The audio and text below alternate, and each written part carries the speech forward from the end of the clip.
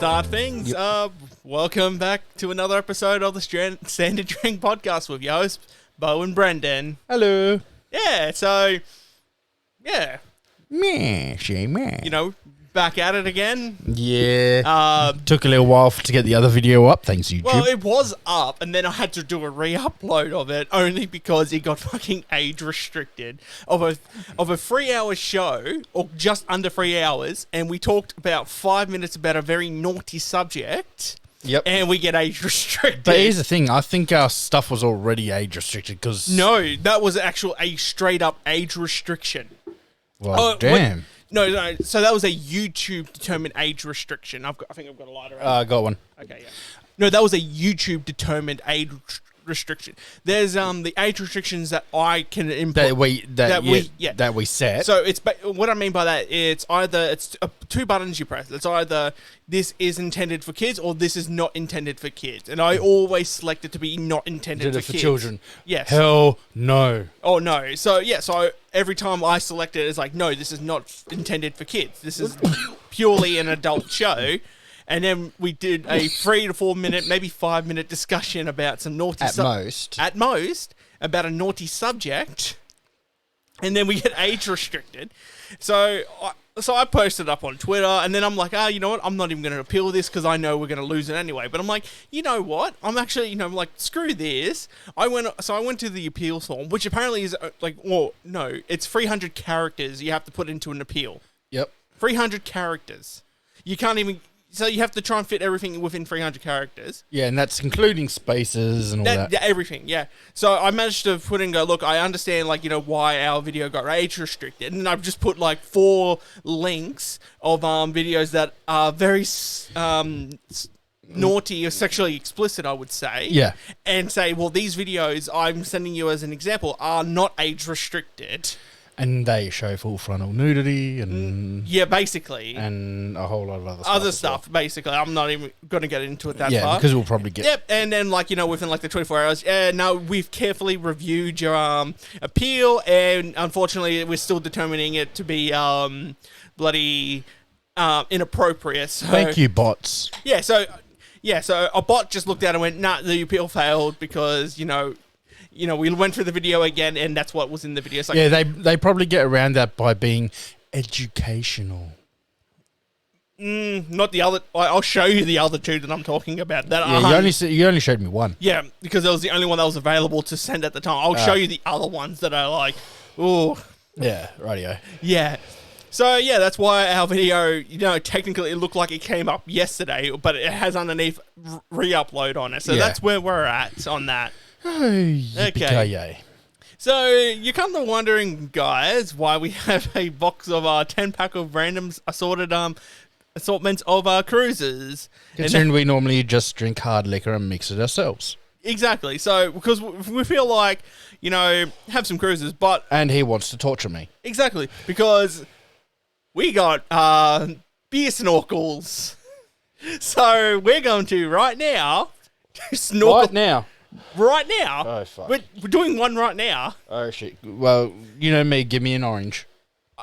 Dude, you just dip your hand in and get what you get. You give me an orange. My first one, give me an orange. Oh, okay. You really want a very specific colour. That's because I love my orange. Okay. The first one that's coming out is... Oh, no, that's going to be a guava. Oof. The second one that's coming out is... An orange! Fucking score. How lucky was that? I'm happy with that. Okay. Orange passion fruit, fuck yeah. Okay. These twist tops? Yes, they are. Okay. Oh, God help us. Okay, so I've never actually done one of these. Neither have I. I normally scull them the old-fashioned way. Well, apparently this makes it easier. Okay. You were talking about how, It won't give a proper seal? Oh, just get it going. You understand what I'm talking about. Proper seal? Yeah, that's as tight as a Connie. Yeah, that's going to be fine, I reckon. All right, and I think you just put it in your mouth and you just twist it. 1 second, I'm just trying to think because... Oh, no, yeah, because pushing it down would have put stuff in there. So I think what we have to do is actually cover it when we push it down. Oh, okay. Oh, well, who cares? We know from next... Okay, maybe... Because I don't want to go all over the place. Yeah, that's true, so... Oh, yeah, there was a little bit in there. And then down. That's as best as I'm going to get that. If this goes badly, it's all his fault. It is all my fault. But trust me, I think that's fine. Okay. Okay, you ready? Unfortunately. So, in the mouth and twist. 3, 2, 1.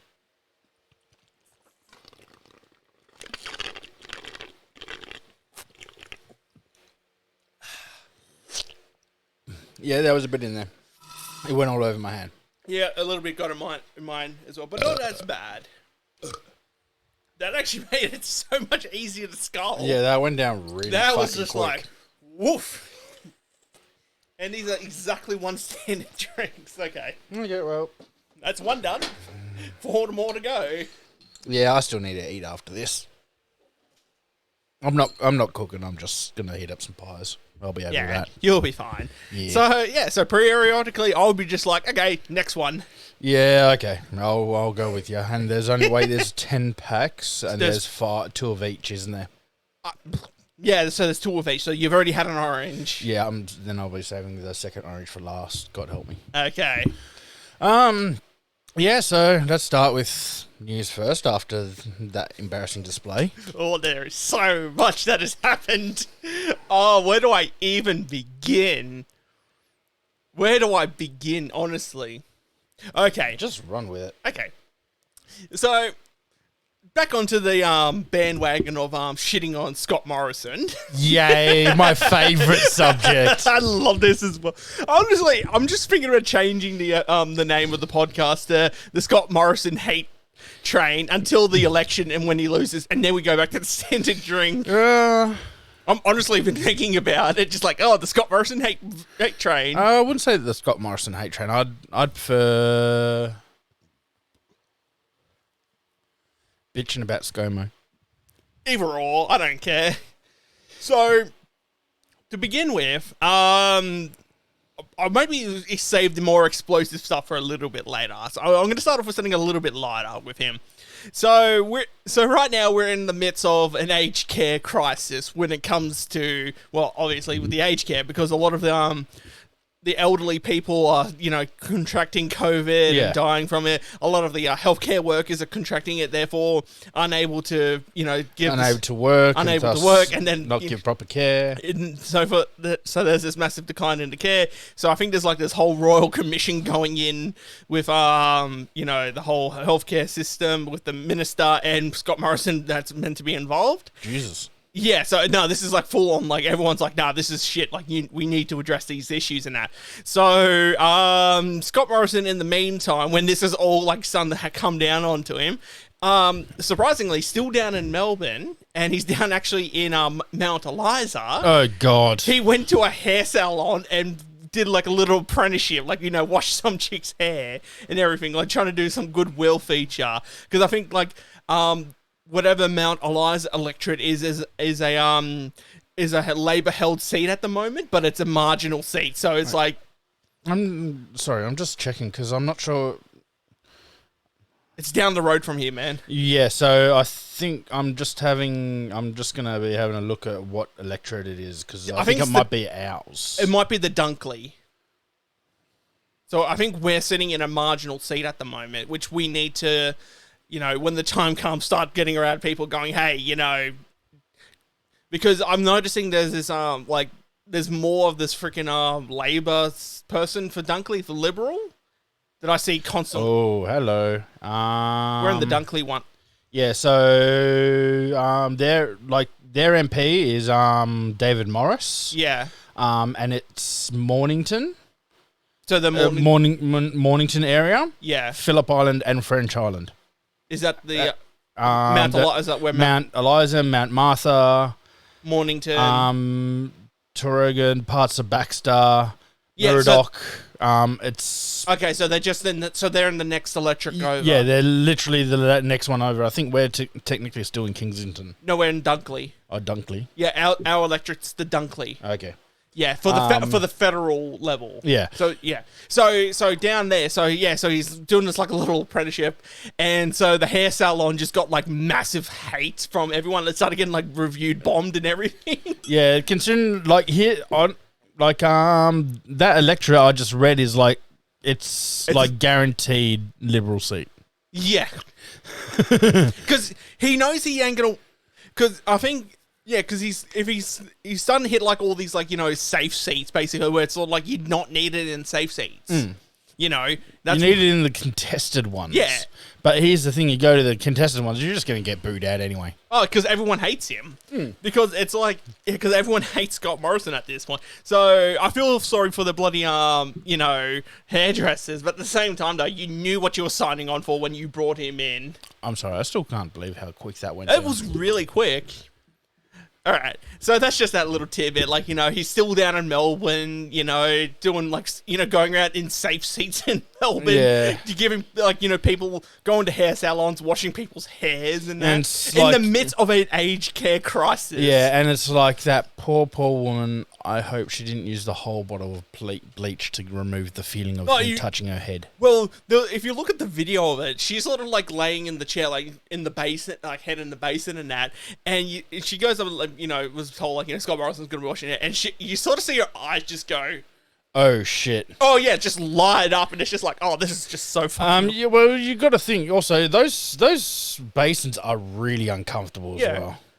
But it's also funny. It's because it's sort of like it's also it's a slap in the face as well because he's going there showing like he's down with the people and that. But even though like hairdressing is also a TAFE course, and I'm pretty sure like liberal in general, but I'm also thinking like Scott Morrison like over the last couple of years just slash funding to like TAFE. So, yeah, that's the big issue. Like we're also in sort of like a deficit in an issue economically wise with our trades and all that kind of stuff because we don't have enough trades. But the issue is that they keep slashing funding to TAFE. Yeah. And so TAFE is just like, well, fuck, we can't run. And he's with me, serious, like, going to be going into a new industry the next year. Yeah. So I'm going to need to go to TAFE and shit. Yeah, like that. And, that's just why you got to vote Labor in because at least you'll have TAFE, like, TAFE will be free. But nah, more than likely it won't be because I've got Cert 4. Yeah. TAFE or maybe some, like, other higher educational place. Nah, like, here's the thing, I couldn't get any funding for my security license because I already had a Cert 4. Oh, yeah. I think you only get funding if it's the same or higher than what you already have. Yeah, but still TAFE should be, like, the idea is that TAFE should be free regardless. Yeah. Because it's basically subsidized by the government because the idea is that you're putting more people into the workforce. Into the workforce, therefore the tax basically subsidizes it. And considering, like, let's face it, the industry that I'm planning to get into, there is a shortage of it as well. Healthcare workers, is it? Or mental health? Mental health. Yeah, mental health and all that kind of stuff. So I'm getting into mental health. I'm going to be getting into mental health. Well, that's why you're going to vote Scott Morrison out because if you know... Fuck yeah, I don't want him screwing me over, not only when I'm trying to study to do the new job, but also when I'm in the job and still fucking me over with funding. Okay, so back on to Scott Morrison again. I don't think we even really left. I know. I know. But I'd like to be back on him because, so you would have had to have heard of this. Over the last week or two, some text messages got leaked. I heard, but not much. Oh, okay. So here's the thing, like most when it comes to Australian politics, Friendly Joel is always my go-to, and he has been doing very little lately. Yeah. Because I think, because he's on tour right now as well. So videos are slowly coming in. Okay, so over the last couple of weeks, some text messages have leaked about people's opinions and thoughts on Scott Morrison. And there's been 3 notable ones. Well, one of them has been Gladys Berejiklian, who turned around and said that Scott Morrison is a horrible, horrible person. Ha! There's a mystery person where everyone is speculating that it's Pete, and Dutton said that he's basically like a shit person. But the most explosive one was Barnaby Joyce, the Deputy Prime Minister and the leader for the Nationals. Yep. basically turned around and said, what was it? The exact bloody quote, because it is so damning, because apparently this text was released back of March of last year. And we're only really hearing about it now? Well, the messages only just got leaked. Oh, they got leaked. Yes. So it was about during the time when the Brittany Higgins rape accusations came about. Yep. And Scott Morrison was fumbling and umbling around all that kind as usual. Yeah.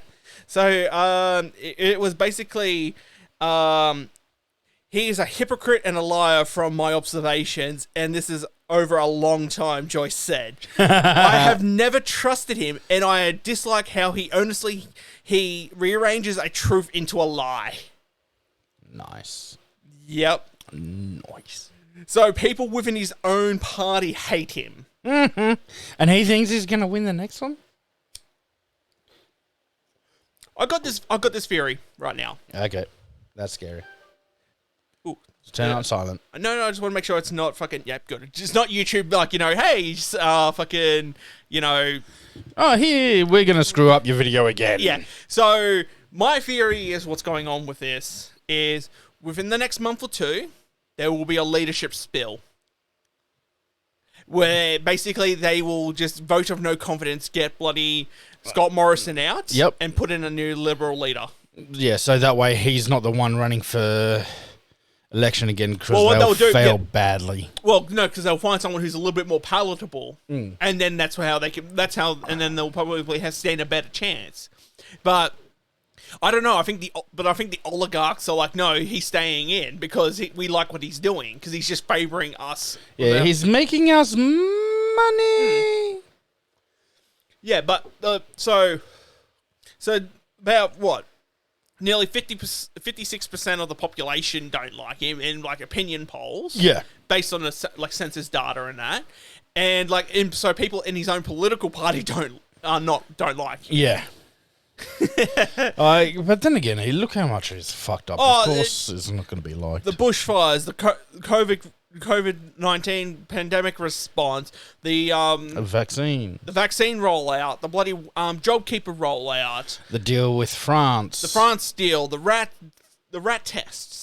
It's like fuck up after fuck up after. Mate, these are not like little fuck ups. No, these are big. Yeah, like boys. you can turn around and go little fuck up. Go, okay, you fucked up. Fuck, but who cares? Maybe as long as you can turn around, and make it a little better. No, these have been some of the most devastating fuck ups you could ever have. Yeah, and then he tries to skirt around it like. Oh, yeah. But the thing is, it makes him so much like a little weasel every bloody time he does. That's his advertising career. He's such a little weasel. Nah, let's face it. Weasels are cute little creatures. He's not a weasel. I don't know why I know why it's weaseling the term because how they they're little you can literally just go, hey, here's your spine. Oh, you made a perfect circle. Oh, you're perfectly fine. Yeah. They're like little slimy, slippery. Yeah, they're like ferrets. Yeah, they're slippery. Oh, well, weasels and ferrets are part of the same family. Yeah, but anyway. they're slippery. That's yeah. Yeah. So, and that's what he is. He's just such a big... Nah, he's like a slug. True. Well, they're really slippery. I mean, hell, I watched a video not long ago of a bloody slug escaping a Venus flytrap. Yeah. So you can't get much slipperier than that. Yeah. Yeah, he's just so duplicitous he is. Seriously, I cannot see him winning this election because I was reading a fucking Michael West article, right? Mm-hmm. And I think I even told you this. So based on the data that he's starting to collect, for him to win the federal election, he has to sweep New South Wales. This is based on the data and research that... For him to win, he actually has to sweep New South. Yes. That ain't going to happen. Well, the Nats Liberals have to sweep New South Wales, but there's a few safe New South Wales, Newcastle's is a safe Labor seat. Yep. There's a few safe Labor seats, but there's also a few safe Liberal seats. Yeah. But I think the data showing that he has to sweep bloody New South Wales because apparently Victoria is out of contention. Mm-hmm. So he'll win a few seats in Victoria, but he won't take Victoria. Victoria's going to go Labor. Yeah, probably. Bloody Queensland's probably going to go Labor. I reckon because of because it's shown with Anastasia Palaszczuk, the premier up there, who virtually she won that by a thin margin, sort of, I believe. Well, hasn't WA basically been majority Labor? No, so we're talking about the most recent state election. Oh, so they sort of but like because people love Mark McGowan. yeah.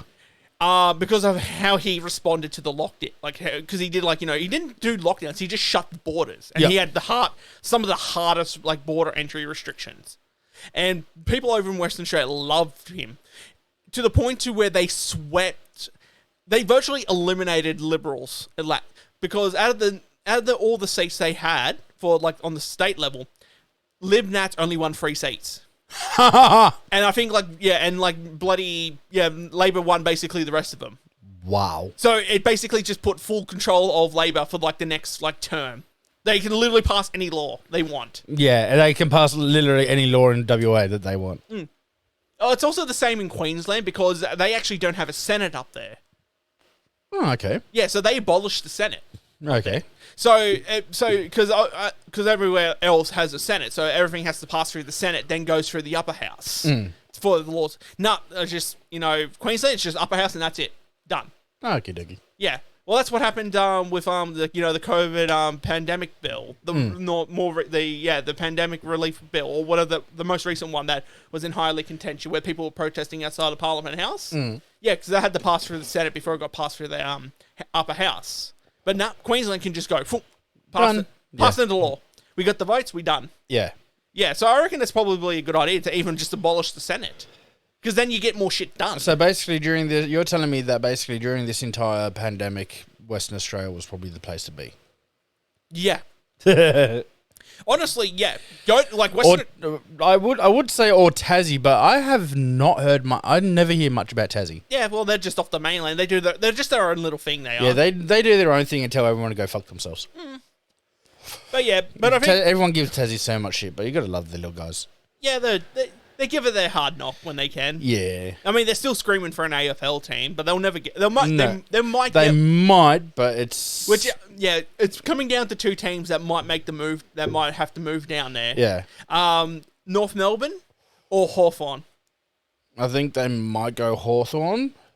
I think Hawthorn because we're sponsored by Tasmania, tourism. Yeah. But I think also North Melbourne because they just need a freaking relocation because they're just they've been terrible for the last 5 years.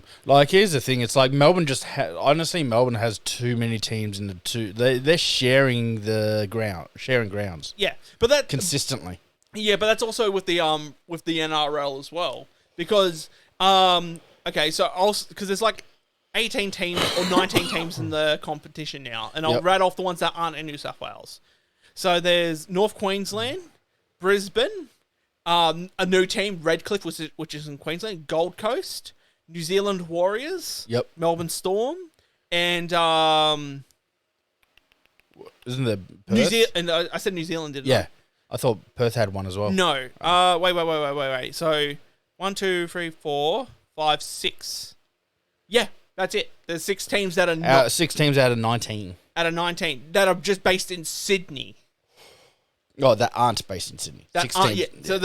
So there are 16 teams based in Sydney. Fuck. So that's what I mean. So it's the same. So some of the that's basically like the AFL for us. Yeah, but the thing is that they had their own but they play at their own home grounds and all that kind of stuff. Yeah, whereas us, we've got because most of them are condensed in a city. Most of them are sharing grounds. Yeah, but the thing is as well though, because an average NRL game will probably get around maybe 20,000 people going to the games, which can easily fit in at any of their stadiums. Yeah. AFL minimum, when there's no COVID restrictions, 80,000. Yeah. 80 easily. And that's just for maybe a round 7 game. Yeah, that's not including grand final. Grand final goes up to 120. Well, it's full capacity. It's 120 to 150. Yeah. Yeah, that's what I mean. So you got a normal mid-round mid-season game. It's 3 times more than bloody NRL. Yeah. And only in the NRL Grand Final where you might get around between 60 to 80,000 people. So that's what I mean. So that's why they need Marvel. They need MCG, and they need there's a third stadium, isn't it? Or is it the there's Marvel Stadium, there's the MCG, and I think that's actually about it. They're the two main stadiums. So that's when, like, but at least they like you literally have teams playing a day game and then a night, and then two other teams playing a night game in the same stadium. See, because at least there's two teams in Western Australia. There's two teams up in Gold Coast. No. Two teams up in Queensland. Two teams up in Sydney, and that. So there's 6 teams. There's and so there's at least 6 places, and then Adelaide as well. So there's at least 5 to 6 different stadiums that they can go to up there. Yeah. So that's where it sort of helps out. So that's sort of like the issue that they have there. Well, we went on a tangent. I don't even remember what we were talking about.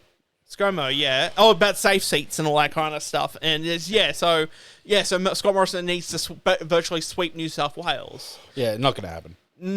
Yeah, he won't sweep it. Like, he will definitely lose a lot of seats there. Yeah.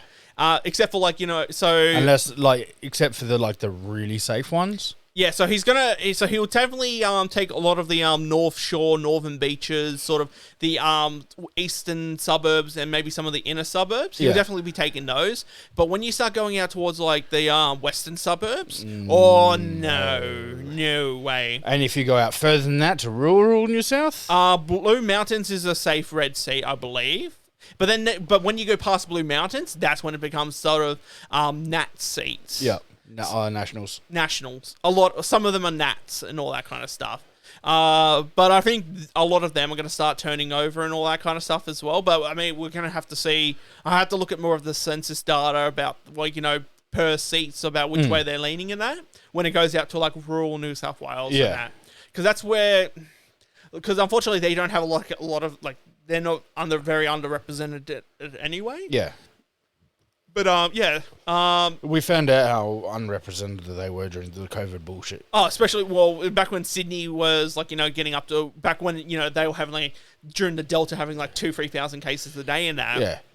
And I remember bloody, Cobar. Oh, that sort of, very rural, sort of high indigenous sort of populations in that, where 10% of their population was, infected, and not even Sydney was only, at 1 or 2%. Yeah. And it's there's a bit of a fucking issue where, 10 to 15% of the population's infected, and they're getting nothing out there, because they don't have the resources. Pretty much. Yeah. So, yeah, I think that's all I have for Scott Morrison. I can't really think of anything unless I can remember something. Yeah. So, what next then? What next? Do you have any news that you can think of? Well, here's the thing. We've already. Most of the news I listen to is all overseas, so whether that interests people or not that will listen to this, I'm not sure. No, go for it, man. What we were talking about before with the Joe Rogan thing. That can fall more into entertainment, but that can also fall into now. I guess that's very topical at the moment. I didn't even know that until I told you. Yeah. So I'm a little bit more versed. I heard a lot about the Neil Young incident, a few others as well. But yeah, then you told me that what happened on one of his shows. And I was like, one of his most. Joe Rogan, is very well known these days as sort of a COVID misinformation supplier at this point because of his own beliefs about against the vaccine and what he thinks is the best way to handle it, which is more homeopathic style things, because all that kind of crap. Yeah. And so Neil Young is I don't want to be on this platform if he's spreading misinformation and that. So you're either going to take him off or you take me off. And obviously Spotify was like, all right, goodbye, Neil. Yeah. So that's that part. And then the most recent one was that on his most recent show, he was on there, spouting out the N-word, I think up to 20 times during the show. That was just stupid. Yeah. And then I was telling Brennan, because I haven't seen the context for it, though. But because he delivered an apology video where he was like, I'm so sorry that I used that word, such and such. And, he was very sort of, very apologetic for using the word. So I turned around and made this assumption straight away. It's well, then that means you weren't using it in some kind of context. Yeah. If you were, if it was part of a song or you were reading it like Huck Finn or something like that, where the word and where that word is very much predominantly used, Yeah, and like especially Huck Finn, like, that's what I'm getting at. It's like, okay, so you're saying it within context, and you can turn around and maybe go, look, I understand, like, it's the word is bad, but like, we were talking about, Huck Finn in the context, and we're obviously and as you said, it's like this time he was probably just saying it for the sake of saying it. I reckon, yeah. Well, again, I'm not 100% sure on the context, but I'm like, based on your apology, you were not using it in any context. Oh, you might have been using some kind of context, but it's like, you're still got to be very careful about that kind of stuff. So now we're getting to the point where, like, people, like, so a lot of artists are starting to pull their music from their platform, and, like, people, Spotify employees are starting to come out against it, but, like, the CEO, like, Dylan Eck or David Eck or whatever he is standing by, like, Joe Rogan staying on the platform. Yeah. And so, like I said, I think Spotify is trying to make the transition to becoming a podcast platform. Yeah, and as you said to me, is like, you reckon Joe Rogan's trying to get out of his contract? I believe he's trying to.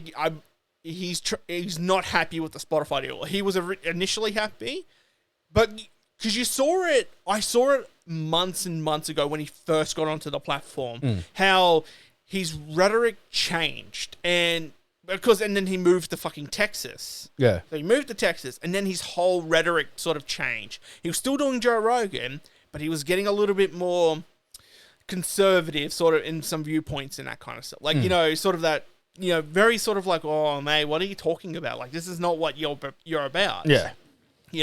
So I think he's legitimately trying to find a reason for Spotify to just pull him from the platform, going, okay, we don't want you on this platform, therefore he can go back onto YouTube and then start being, Joe Rogan again. Yeah.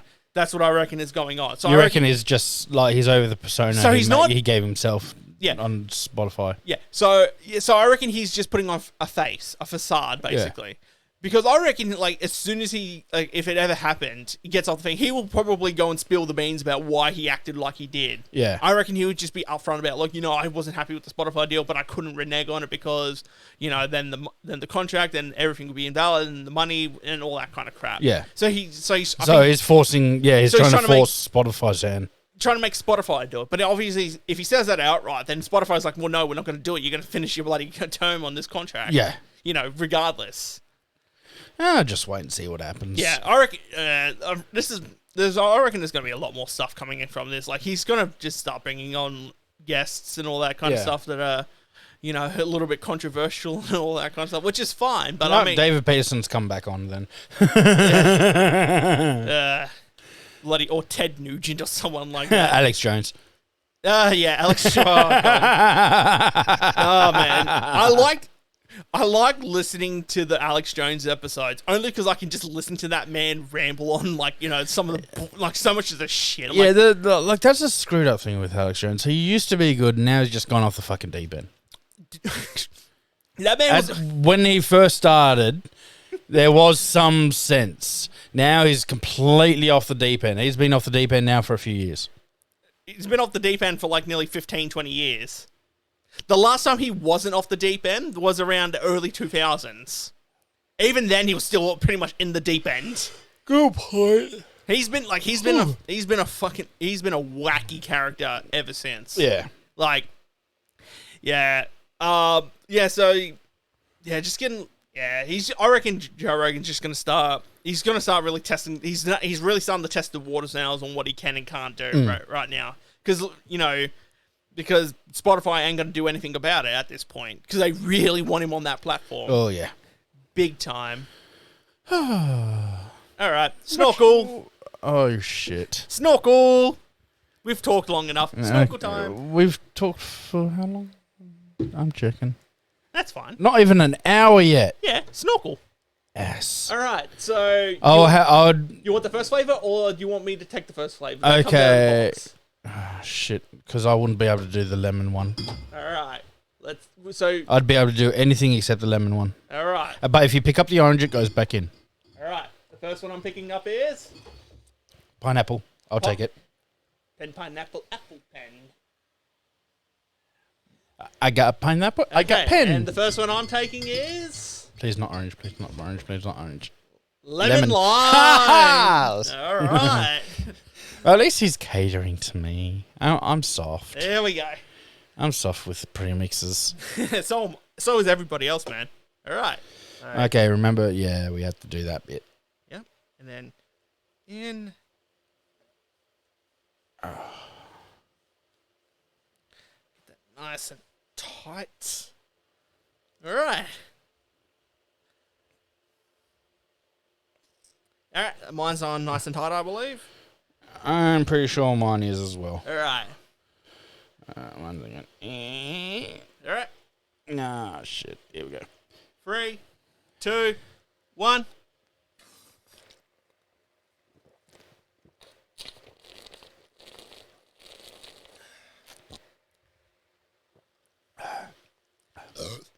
God, that goes down so quick, man. Yeah, I was trying not to spill any that time. Still got a bit, though. I actually got no spill. So I think the idea It was is... when I was adjusting, my finger came off the nozzle. Yeah, so that's probably what happened. Because mine was just like, as soon as I got mine on, just boom, straight. But yeah.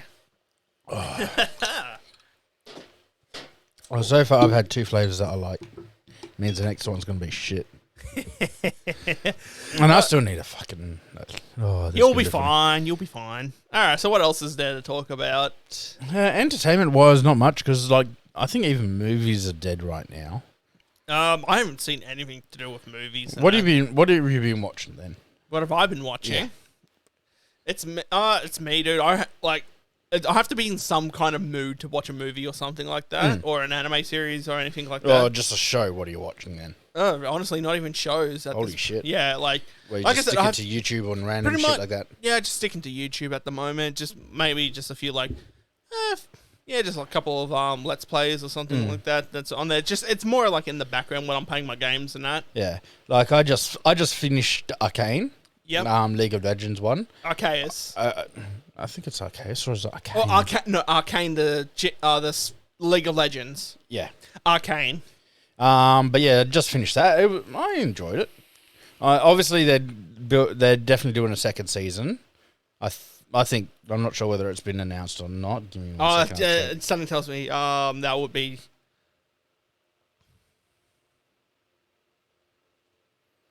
Arcane season 2. Yeah. There's something as of the 11th of the 1st. Yep. Oh, yeah, whatever. Blah blah blah. Fans have been eagerly waiting. Da da da da. Holy shit! What? The first series took 6 years to make. Ooh. Okay. Oh, it took them 6 years to where is it? Yeah. During the 6 years it took to get the first season made. 6 years it took to get it made. Yeah. Not actually making it. Yeah, so they would have had to go through all the contracts and the legality behind it, and then have to think of the story, because the story and all that kind of stuff. Yeah, so it would have taken a long time. Netflix confirmed that a second season of Arcane has started production. Yeah, of course it has. The original took 6 years to make, but in a tweet he promised that the wait for second season shouldn't be as long. More than likely 2023, because he's like, bad news. One of the creators of it said, bad news. So yeah, we're working. Whole tweet. So yeah, we're working on Arcane season 2. The good news, you won't have to wait 6 years. The time it took us to making season 1. The bad news, it's not coming out in 2022. Yeah. So 2023 at the earliest, but there is a second season coming. Yeah. Now because they're going to have a lot more money thrown at them. Yeah, because it was a good series. Yeah. I enjoyed it. Like but yeah, like I don't even play League of Legends. Yeah, I didn't even play LOL, and I didn't even have to play to it was just a story. Yeah, well, because it has nothing to do with the actual game itself. It's just the characters. Yeah. From it that are in their own little little side story. Yeah, basically. that's why I'm thinking of giving Dragon's Blood a go. Yeah, okay. But I think the next thing I'm gonna go for is All of Us Are Dead. The Korean zombie film that's right now trending on Netflix. Yeah. I reckon that's going to be funny as shit. I love the fact that like people now are just discovering how good like Korean series or movies are. Yeah, as we've discussed, like when it comes to horror, Korea movies in general when done by like Korean. They do them really fucking well. Well, look at Bong Joon-ho, whatever I believe he is. This is the director behind The Host, Snowpiercer, and probably one day you're gonna recognize more recent. I know. Well, Snowpiercer I knew for and Parasite. Yeah. The Oscar-winning one. Oh yeah, the one that the first foreign film to ever win Best Picture. But you and me are probably the same. When someone says Parasite, we got the one that we always go to. Yeah, the anime one. Yeah, but I'm talking about when I'm talking about the movie, I'm talking about I haven't actually seen that one. Oh, it is definitely worthy of the best film. It is 100 because it's done by the guy who did Snowpiercer and The Host, which you've seen The Host. Yeah, I've seen The Host and I've seen Snowpiercer. Yeah, so so it's done by that director. Yeah. So for a fact it's going to be a good film. And like I watched, and so I went into that movie with high expectations, and trust me, at no point did my expectations go down. It was always just staying at a high and then a little bit up, but I went back down to high expectations. It's just like. It always stayed high. It was like... It was just that good. It was good. Hey, you dropped your snorkel. Punishment, snorkel. I'm joking. Fuck off. So people... And then, then you talk about more of, like, the classic ones, which are, like, whenever someone thinks of, like, a Korean movie, they always go to the default one of... Train to Busan. Yeah. Which is like... And problem is, I've seen footage of the second Train to Busan, and it looks like shit. Yeah.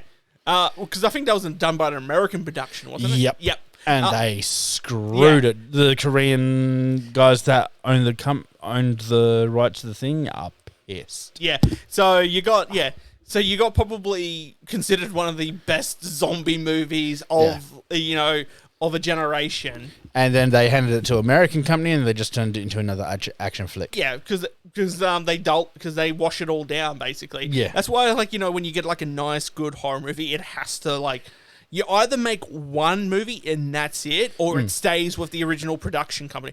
Like another like when it comes to like Korean and net and like shows and all that fucking. There's another one, like there's like 2 or 3 of them on fucking Netflix that I've watched. Yeah. There's Something Home. Okay. Give me 1 second. What? Stay Home. No. Okay. It's I'll just go into the Netflix app. Screw this. I've definitely noticed that when it comes to like, movies that are based on like zombies, and then I put zombies in quotation, right? Yep. Zombie movies done outside of America are fucking amazing, and the only 3 examples that I have is Train to Busan. Yep. 28 Days Later, and 28 Weeks Later. Which 28 days and 28 weeks, I will agree 100%, are fucking brilliant. Somehow. I even 28 weeks later was fucking done amazing. Oh yeah, I like this somehow the sequel I honestly felt was better, but obviously because the thing is though, because 28 like the 28 series, it's not traditional zombies. That's what I loved about it. Because it was based off a virus, which basically just was Sweet Home. Sweet Home, okay. But because they were just based off a virus, which was basically disabled all pain receptors, like motor receptors and pain receptors and that, and just basically made them into cannibals effectively. I'm just going through my usual list. But there's a few of them where was it? #alive. Oh, that sounds terrible. Grizzly virus rampages the city. A lone man stays locked in his apartment, digitally cut off and seeking desperate help to get out. But yeah, again, a Korean Asian film and fucking brilliant. I just don't like the name of it because it sounds like You might not like the name of it, but it was brilliant. Like, but yeah, Sweet Home. I am hashtag alive. Netflix did really well on Annihilation. Annihilation was amazing. Like, that was absolutely brilliant. That movie kept you guessing the whole time. Like, there was nothing. And it terrified a whole new generation with that fucking bear. Because that bear was basically based off SCP-939 or whatever it was. Yeah, it was like a bear. In the movie, though, it was a bear that had absorbed one of their people. Yeah, it made it sound like... So it was using it as a... Because it was using it as a hunting tactic, because it would just eat the thing and then make it sound to lure in the other animals. Yeah, to eat it. So that like another good one. It's a zombie one. Yep. Kingdom. It's a Chinese one. Yeah. Come on, give me. Oh, hello, Korean TV horror. Got a fucking zombie detective. Yeah, Sweet Homes, Street Homes, Strangers from Hell. I need to give that a go. Same with a tale of the Nine-Tailed, which is obviously going to be about the nine-tailed fox or QB fucking mythology. Yep. Where was it? I am sorry, people. I'm starting to get tipsy thanks to those two fucking bastards. Don't know what you're talking about. You know what I'm talking about. Here we go, Kingdom. Yeah. So yeah, right now it's 2 seasons. And yeah, it's literally just virus outbreak. I'll just give you a recap of the first episode. Yep. Official finds notice in Hangyang alleging the king is dead. Crown Prince Li Chang tries to check on his father, but the young queen stands in the way, and that's just the first episode. But then he goes on a little journey. Next thing you know, comes across the whole town where basically a few survivors and everyone else is turned, and goes downhill real fast. Yep. I keep on forgetting they had the Kubanari movie on this. That series was good. I really wanted the second series of that, but all we got was a fucking movie. Unfortunately, the show Daybreak, we're not going to be getting a second season of. That got cancelled. See, unfortunately, you can't hear it right now, but I'm playing the world's smallest violin for you right now. Why is... What? Huh? Too bad I didn't get a second season. You only got a shitty movie. Yeah, but at the same time, I'm also still waiting for a second season of No Game, No Life. We both know that's never going to happen. Oh, fuck no, it never will. Of course it never will. That craze is over. No Game, No Life is dead now. Yeah, how long did the manga go for? No, I fucking don't know. I saw also another one called Homunculus. Oh, that one's been getting fucking great reviews. Yeah, I saw the story recap of it, and it was like, fuck, that's not too bad. Yeah, that's only ever been in positive lights and all that kind of stuff. All right. We'll move away from movies, but we'll definitely come back to it later. Sorry, I got sidetracked. I'm starting to get tipsy. That's fine. I think you know more a little bit than what I do, but what we talked about a little bit earlier are Ubisoft and NFTs. Oh, dear fucking God. So it was only a matter of time before, either Activision or EA or like the big AAAs were going to like dive head first into the bloody NFTs. But so at least with I'll inform you guys and him at the same time of something that I'm sure he didn't know. They've been trying to push NFTs basically for about a month and a half now. Yeah.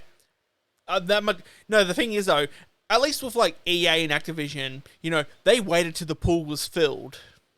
Ubisoft jumped in when the pool was still like ankle deep. What do you mean? They went in when it was fucking dry. Yeah, good point. They just dived headfirst into an empty pool and then let the water fill up. At least EA sort of waiting. So inform us a little bit more about what's going on with NFTs and Ubisoft. Okay, well, I'm not like I've heard bits and pieces here and there, but I haven't heard as much as you try and make out. But I've heard, because I hear from multiple sources, Yeah. I hear snippets here and there. But you're a lot more informed than what I am. Basically, NFTs are still becoming big. Whereas most people are like, yeah, not going to happen. It's gone to shit. Yeah, it's basically bullshit. That's all it really is, because Yeah. there's no real control over it. yeah. And Ubisoft is trying to push it fucking hard to get their own shit out there. Yeah. Because they know... To make the money! Yeah. Because it allows people to have, like, their own personalized sort of, like, profile pictures and that, I believe. Yeah. And then people... That's what Photoshop's for, bitches. Yeah. But then people... Yeah. But then when the person gets tired of it, then they can sell it. That's the whole idea. But then, like, no, but we want to get that initial bump from it. Yeah, they want to get the initial, them buying the shit first and them getting a little bit of a bump. Yeah. Like, honestly, at this rate, Ubisoft is going to start going downhill real fucking quick. Well, they already fucking are, dude. They're going to start, like, this is going to push them. Well, because they're doing this, because they're like, because EA's not doing it at the moment, but EA is sort of like, look, we're going to wait till this, like, comes out a little bit first. Yeah, they're probably, EA's probably waiting until it's a little bit more secure. Yeah. Where, like, right now, the big issue with NFTs is a lot of people are making duplicates and selling. Yeah. Like, obviously not in mass or anything like that, but they're, like, ones that have already been registered as having owners, people are still selling them off. Like, Yeah. the YouTuber I watched Quartering, a lot of his NFTs have been copied and sold again. Yeah. When they're meant to be completely unique, one of a kind. Yeah. So, But the thing is, though, at least with the person who buys the original, gets the original, like, because they have the original picture, but they also have, like, the original proof of purchase and everything. Yeah. So they have the authentic copy. Yeah, and people are just making duplicates. But when people make and obviously people are smart by not making, like, mass producing 1,000 of these, because then that just depreciates the value. No. But they're still, like, making 10 or 20 when it's meant to be one and one only. That's why it's meant to have that sort of value. Yeah, which it just falls into the art scam anyway. Yeah. Because the idea is so they can use it as a tax write-off, but also because then later on down the track it gains more value, then they can just sell it again. The art scene in general is a scam. The only reason any art becomes popular is because people's opinions. Like, or uppity pricks' opinions, I should say. It's not even... No. So, when you look at, like, paintings from sort of industrial to pre-industrial age, art was legitimate art back then, where they actually took time with oil paints and all that, and you can see, like, the finite details that are painted into everything. What art is now is basically what I said, is literally a tax write-off for people. Yeah, art these days is a fucking joke. Well, because the idea of the tax now these days is that people with art is that they throw them out into the art galleries and that people then go along and then buy them for, like, millions and millions of dollars, because that's what they determine the value be. But then they're like, well, now I can just use it as a tax write-off. Yeah. So they use it for less tax, because, like, oh, well, that and that and that. Yeah. Yeah. Basically, spend money, in other words, spend money so they don't have to pay tax. Exactly. So that's why they're doing it. Yeah. So I'm not sure what it's like here in Australia, but, like, over in America, that's where it's huge. Yeah. Yeah, because, like, we all know, like, everyone over in America loves not paying taxes, especially the fucking filthy rich. It's not so much not paying taxes; it's that they hide a lot of their stuff offshore. Not even that, like, because people are bitching about, like, how Elon Musk, like, last financial year in America, he paid, like, zero tax. Because all his money because all his wealth is in shares, and you don't pay in America. You don't pay tax on shares. Yeah. So he's worth, like, how many billions of dollars, but he doesn't have a cent of it. Yeah, it's like billions and billions of dollars, but the only way he can get any of it is by selling shares in his own company. Yeah. So yeah, that's right. Yeah, so even like so. But at the same time, like, you can't expect him to sell shares, and next thing you know, eventually, like, if he keeps on selling, next thing you know, he's lost majority. Not so much even shares, to be actually honest. Because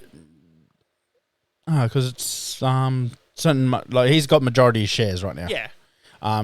So he's a majority shareholder. Means But he but the thing is, though, like, even then he can sell, like, maybe 0.1 of a share or whatever, and then just buy up the rest of the shares when he needs to. So you can just keep doing that, basically. And, with Tesla and, SpaceX, their shares are just going boop, boop, boop, boop, boop, up. So he's like, I don't have to do shit. Because, even what's going on with fucking Jeff Bezos right now, because over in Netherlands, he's building, like, a $500,000 fucking yacht. Mm. Oh, but people are absolutely pissed about it over in Netherlands, but not for the reason for the wealth. Yeah. Because they're building it in this harbour, right? It's super mega yacht, basically, which is, like I said, $500 million. And then they realise... Right, half a billion. $500 million. No, $500 million. So a $500 million... mega yacht. Right? Fuck me. Yeah, but people... So the Netherlands government basically approved it because there's obviously boosts to the economy because it puts people to work and et cetera, right? And he buys products and materials. Yeah, but what people are pissed about is a very particular kind of bridge. Yep. Because apparently this bridge has stood there for like hundreds of years, right? And it was destroyed by the Nazi invasion. Yep. And then only like some years ago it got repaired fully. And then the government was like, and we make a promise that this bridge will never be torn down.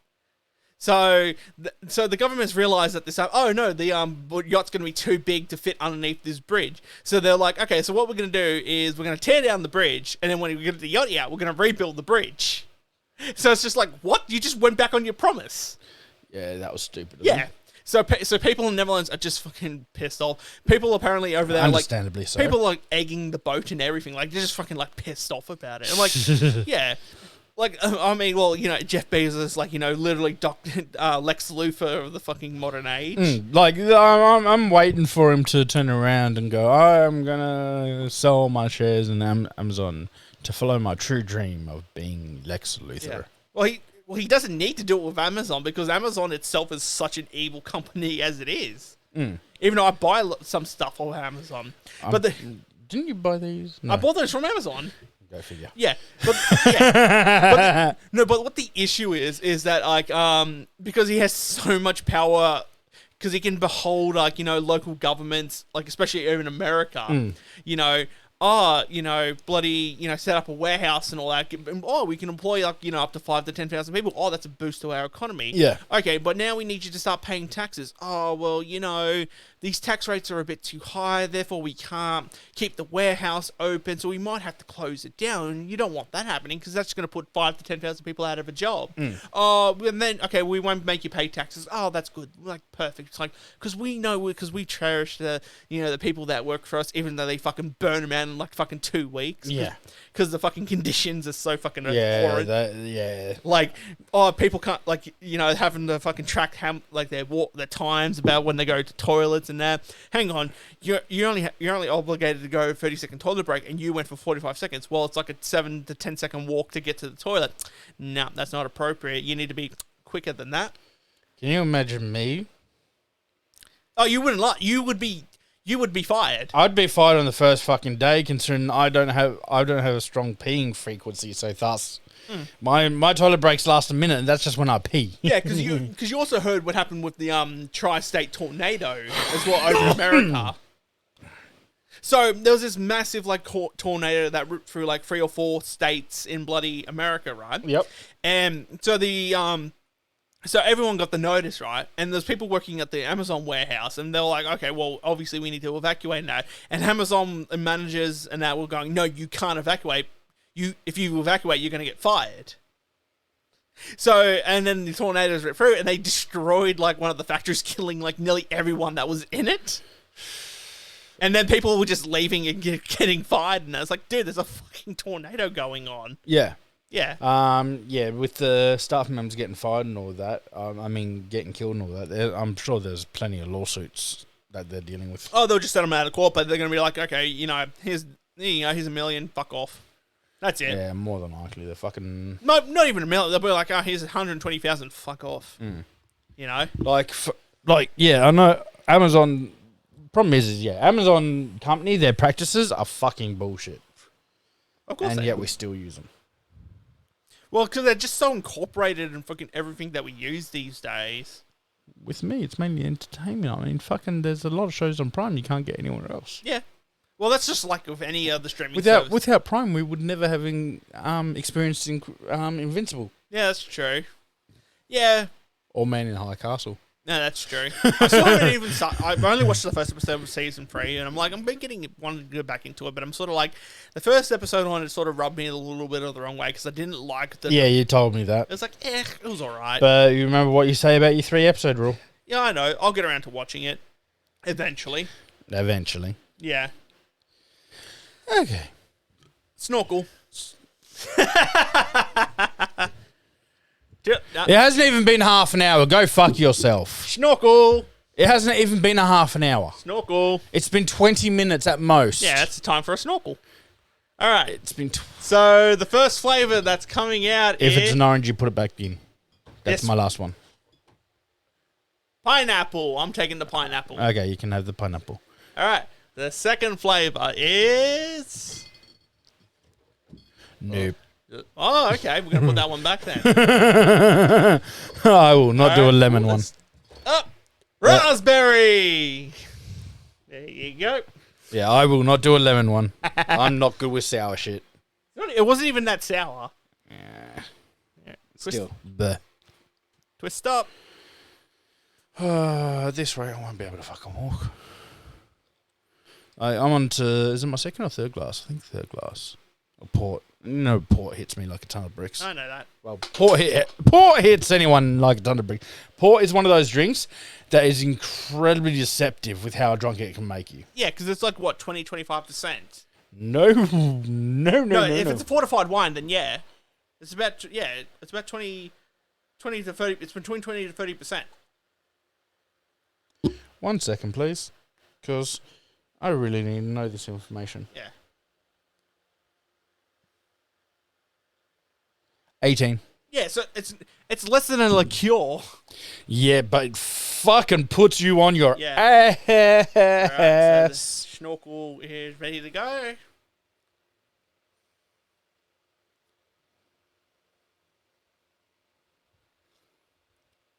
Yeah. Alright. Meh. 3, 2, 1, go.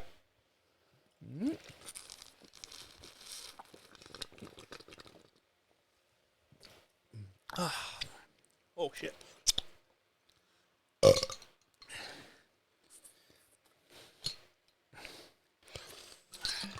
we go. Alright. Be thankful we only have like 2 to go each. Yeah, 3 down. Yep. So okay, for your sake, I'm gonna put a fucking timer. Alright? For your sake. Yeah, 15 minutes later, snorkel! No. Okay, to be fair. Alright? No, I looked at the time. Trust me, we went half an hour for the first one. Yep. We went 20 minutes for the second one. Okay, see? I've got... What do I have set right there? Half an hour. Half an hour. Okay? So I've got half If we last that long. Trust me, we're going to last that long. We're doing all these tonight. No, mate, I know. I just haven't eaten, remember. But don't push me too hard. You'll be fine, don't worry. Bo? You'll be fine. If not, I'll do them all then. We'll see how we go. Remember, yes, I like to get drunk. Yeah. I like to get tipsy, but I don't like to get drunk. Well, we're not... Okay, well, the idea is that we're not finished until that box is finished. Yes, so if but I need also to do them, then I'm doing them. This is anything but drinking responsibly doing this shit. It's not part of... Oh, yeah. Okay. Dying Light 2. There you go. There you go. There's something you can talk about. Go. I fucking love it. It is like when I first started it, you were checking that red lot. Yep, it's all good. When I started it, I got killed about 5 or 6 times. Playing it normal, I didn't put it on easy, not like Last of Us, because I just wanted to get it fucking done. This time I was like, no, I want my ass to be beat a bit. And when I first started, it didn't beat it a bit. It bent me over without lube. Yeah. And then I started getting good at it. Yep. Now it's a whole different ballgame. Yeah. You saw me running across the rooftops. I saw. And then that stealth drop kick, basically. Yeah. The two-legged drop kick. Yeah, If you played the first game, it was fucking brilliant. In this one, they made it more powerful. Yeah. So basically, what it was, what I saw, then I'll let you get back into it. Was there was 3 bandits? So he's going up and he's done a sneak attack drop kick, which basically it was the first strike when they were not noticing you. Yep. So he basically killed the guy instantly. Got up, got a spear, threw it at the second guy, killed him instantly, and then out of sheer sort of anger, he returned to monkey and just beat the hell out of a guy with a stick. Yeah, the third guy tried to run from me, so I chased the bastard down. Yeah. And I swear when I was watching him, I looked over to Brendan, and then it's just him playing this game. It's just he went full monkey. I didn't do the sound effects, but I did have a massive grin on my face. Well, we're going to leave that up to the audience to decide which is the true You're fact. hairier than me, chimpanzee. Yeah, but you're the one who went full monkey on that guy. You just... I have a one-handed axe. I did the first hit and knocked him down. So, yeah, the second hit's going to be a drop hit. Yeah, but then you spent the next 5 minutes just going... Exaggerating. And then Brendan, I was like, Brendan, he's dead already. Oh, yeah, sorry. Sorry. We both know he's exaggerating to the maximum degree. Hey, that's gonna be the audience to decide that, which is the true. But yeah, the drop kick's fun. Nothing beats drop kicking a pricker, just sending him flying. Yeah. The combat's the movement, the combat, everything is a lot faster than the first one. A lot faster. It's a lot more complex. Parkour's obviously done a lot better. Yeah. The combat's actually a lot more complex. There's perfect parrying instead of just dodging and then striking. Now it's perfect parry to stun him. Then you can vault over him, kick another guy. Yeah. Go back to the first guy, whack him a few times, and it's mainly parrying. That's what you need to do. And I will say sometimes getting it right is a pain in the ass. Yeah. Well, that's the idea of the perfect parry. Anyway, it's always trying to get a. Yeah. It's in the name. I'm mainly gonna be investing in the dodging, because the dodging will also help with the big brutes. Yeah. So we're talking things that are 9 foot in height, and basically a piece of rebarb the size of me that they swing around. Yeah. They're a pain in the ass until you get behind them, and then I just ran my machete up So their how much ass. of an improvement is it over the original Dying Light? Dying Light, the first one, was really good. Yeah. And I haven't gotten the grappling hook yet. I'm not far off it. Yeah. But I haven't got it yet. But supposedly the grappling hook's actually really good. It actually, you can throw it at things, wrap around, and actually swing and actually rely on the physics. Yeah, because didn't you get the grappling hook basically square off from the first few missions of the first game, yeah. Yeah, so you've eventually got it square off, where you've been playing this and you're about, a quarter way through the game? Would you say? Or yeah, about that. About a quarter. Quarter to a half, yeah. Yeah, so it's taken you a lot more hours than what it would have been dying. I've gotten a paraglider before I got a grappling hook. Yeah, which is usually the other way around with that kind of stuff. Where the paraglider's a pain in the ass. Yeah, but something tells me as soon as you get the grappling hook where you can start swinging at I'll be mainly using the grappling hook. Yeah, something tells me that's where the game changes even more from there. Yeah, I tried to accidentally do a parkour course. Yeah. And I didn't realise at the time, but it needed the grappling hook. I went to the first jump and was like, yeah, I'm fucked. But as well, there was also another, this game has so much verticality. It's a bloody joke. The area that I'm, in the first area that I was in, you had a few tall buildings, but it wasn't that much. It was basically suburbs or outer city, but still built up. Like Box Hill. Yeah. Where would you say, in Melbourne locality? Okay, I wouldn't say Melbourne. Okay, think of where I'm at now as New York, the city. Yep. Like Brooklyn or something like that? Yeah, the first area would be more like New Jersey.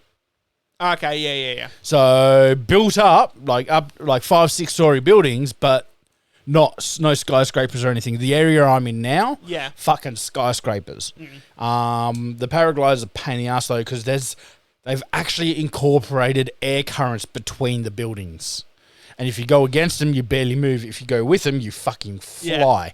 But there's vertical air currents, different direction air currents and all that. And you only get the slightest hint of which direction they're going by particles and all that. Yeah. And you got to fucking hope for the best. And there's a lot of places I can't even get to. Yeah. Until I learn the air currents, it's like, okay, where I can ride this to this to this to this. Yeah. To get where I want to go. And it's just, it's a headache. Yeah. I want those fucking upgrades. So I'm assuming, like, you know, the people who do watch this for entirely, treat them like haven't played this game yet, like myself.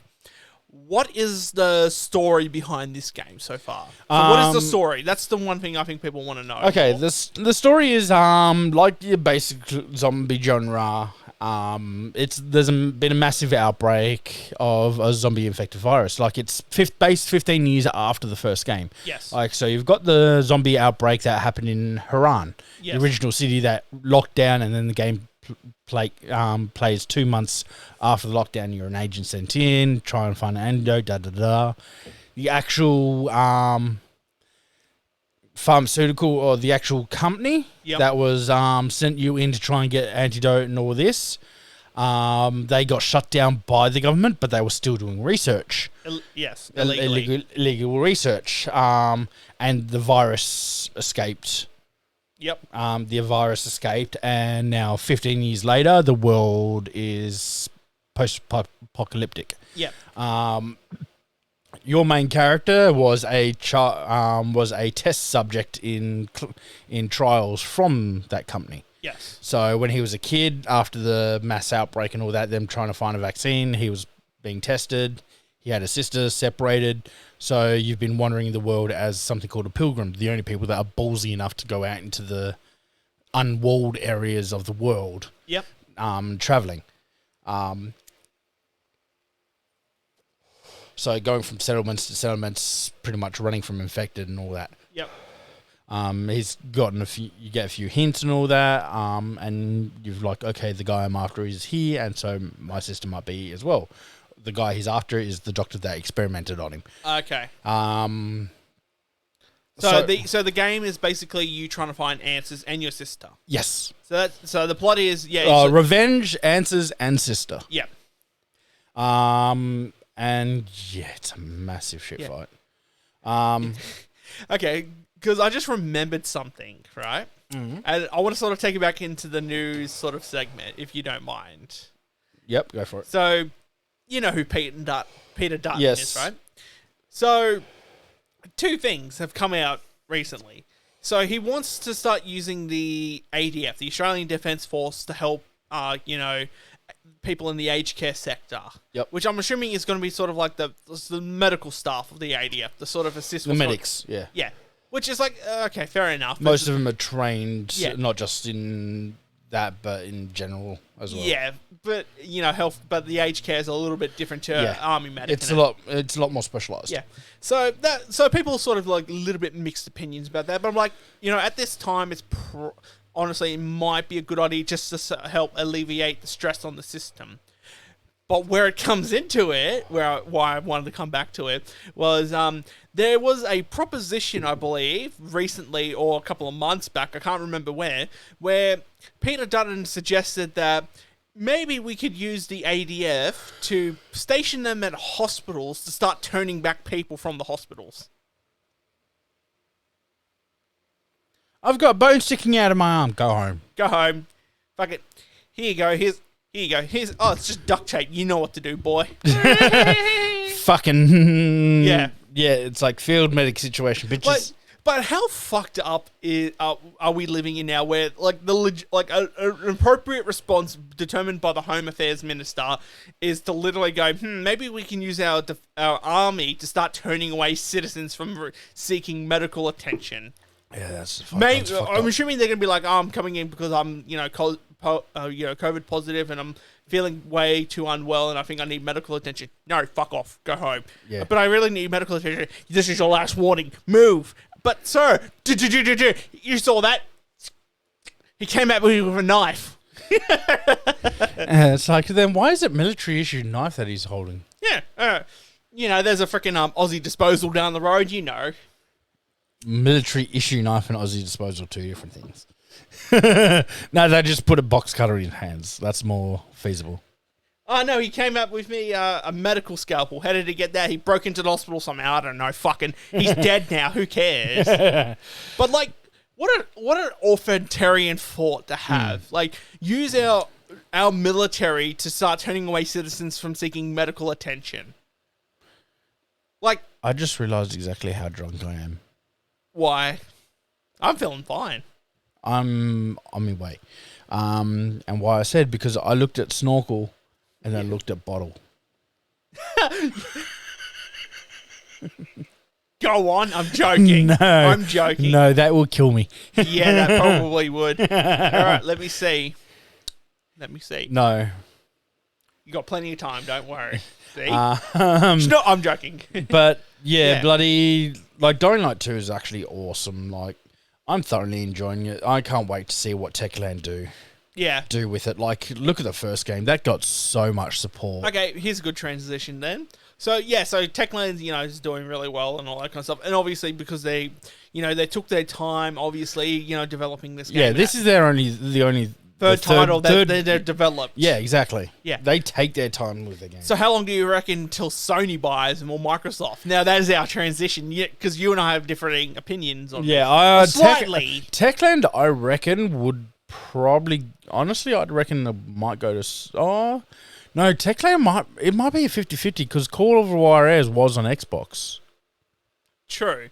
So, obviously, I think that's the transition of why Sony would acquire them is because what happened over the week was that Sony acquired Bungie. Yep. Which is like, you're looking at a company that was predominantly used under Microsoft to produce, some of the best Halo games, going from Halo Combat Evolved right through to reach their last game until they wanted to go off and do the Destiny. Yeah, but this is, let's face it, they got Bungie as payback for fucking them for Xbox taking Crash Bandicoot. Did they take it? No, that's on the Naughty Dog, isn't it? Yeah, Naughty Dog owns bloody No, I think Crash Bandicoot. I think Activision got it at one point. No, maybe, but I think it's predominantly a Naughty Dog game. So that was their response to when Microsoft bought bloody who did they buy recently? Because I can't remember. What? No, Activision Bungie. No, Activision Blizzard. So that was their most recent acquisition. Yeah, Bungie was their recent. Oh yeah, from Microsoft. Also, you're right. Naughty Dog, which parent organization? Sony Interactive. There you go. So they already have Naughty Dog. Yeah. So that's fine. Wait a minute. Vicarious Games. Visceral. Visceral Visions. That's a defunct company because that's under EA. Oh, they were under EA. No, is a wholly owned subsidiary of Activision. Okay, so that must be a different developer. That's Vicarious Visions. Oh, Vicarious, not Visceral. Okay. Vicarious, parent organization, Activision Blizzard Entertainment.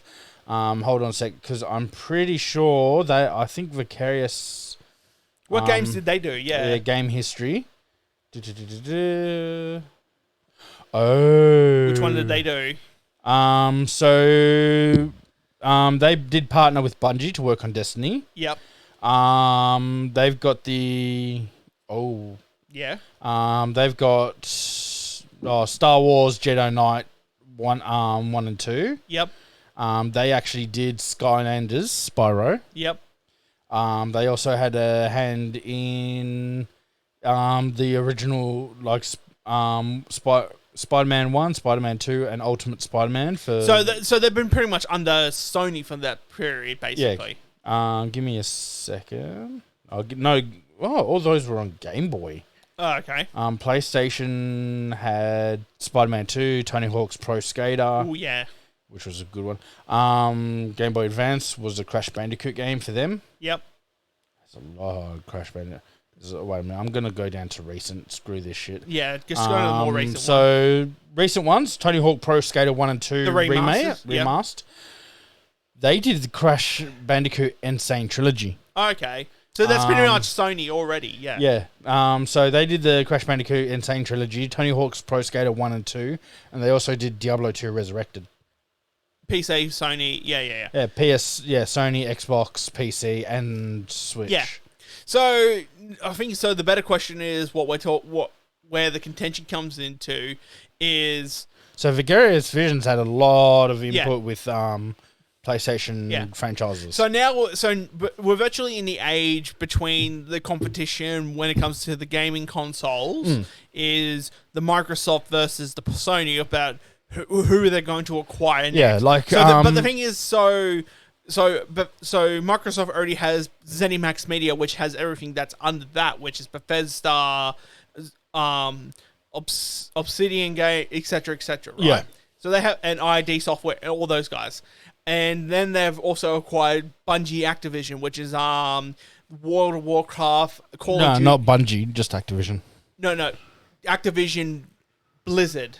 Yes, Activision Blizzard, not Bungie. Sorry, So I got those two mixed up because they both have Bs. Yeah. So Activision Blizzard have World of Warcraft, Call of Duty, and that. Yeah, Diablo and all that. Yeah.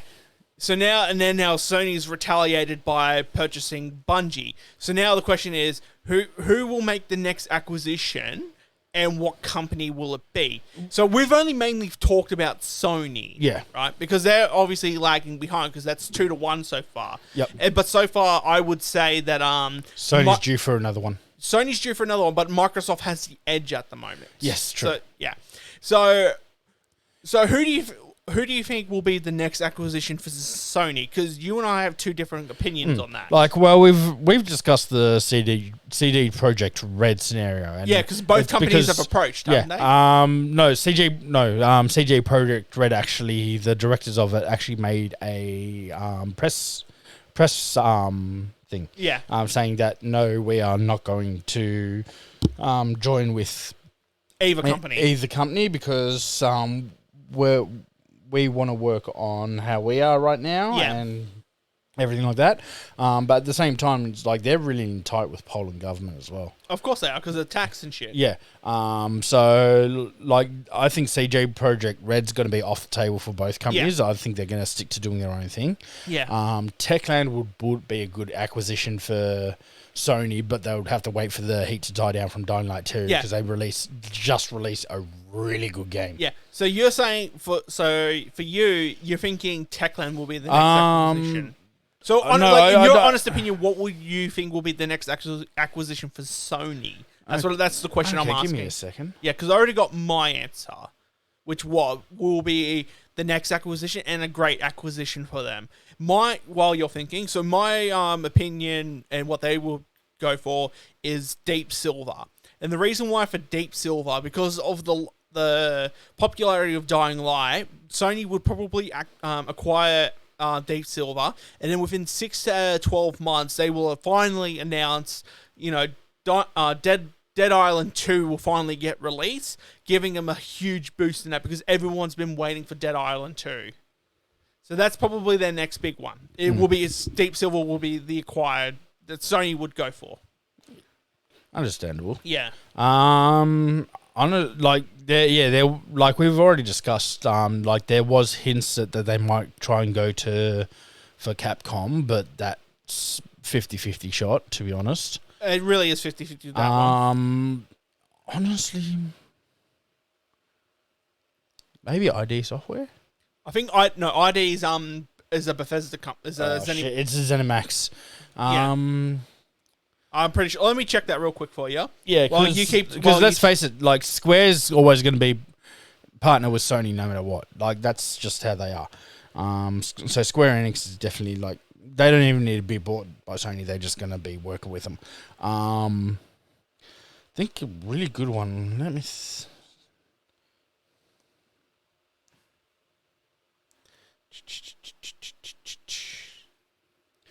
ID Software is immediately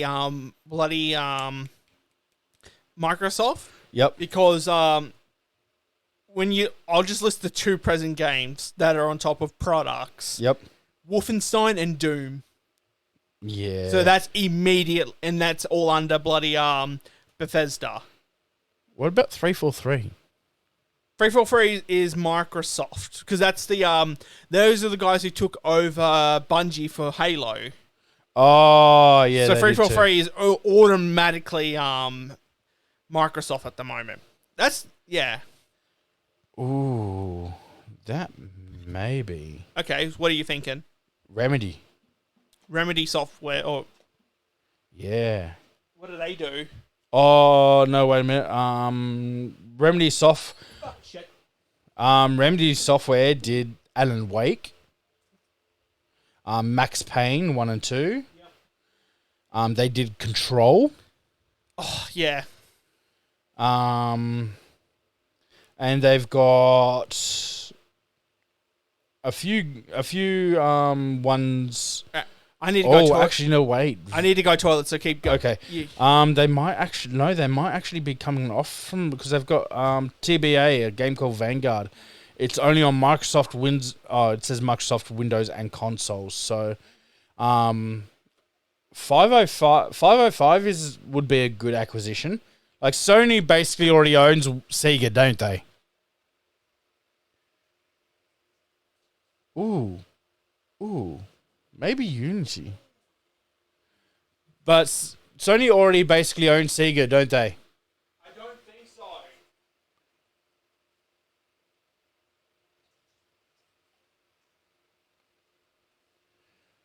Oh, wait a minute. Atlas Co. Just give me a second. Type subsidiary of who?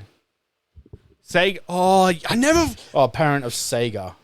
I never thought about Sega. That is actually a huge one for Sony if they pick that one up. Yeah, that industry founders headquarters, products revenue. Owner parent the Sega Group Corporation News Corp. What? No, not News Corp. Parent corporation. Yeah. Sega Group. Yep. Sega Group Corporation News Corp. Okay. No, I believe you, but go into that. Who owns that?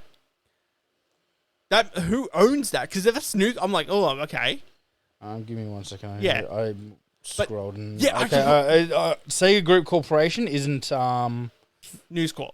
Isn't like it's like Sega Corporation and then News Corp. The second incarnation of News Corp. Corporation, stylized as New Corp, is an American media and publishing company operating across digital. As in News Corp, Manhattan News Corp. That's fucking that's Murdoch.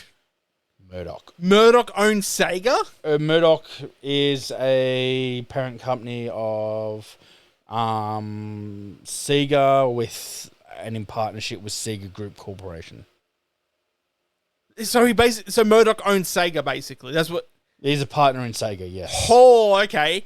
That I completely forgot that Sega even existed, and that will be a huge acquisition if Sony picked that one up. Oh, yeah. And I reckon Murdoch would probably sell that, to be actually really honest. Here's one that we haven't heard from for a while. Who? Acclaim. What have they done? I can't even remember what they've done.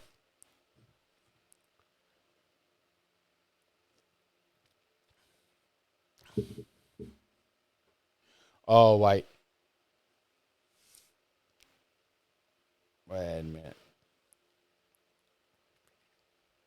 Acclaim Entertainment. They did Turok. Ooh. God, there's so many good bloody They also did they did Mortal Kombat. They did all the Turoks. Yep. They did Mortal Kombat 2. Warner Brothers.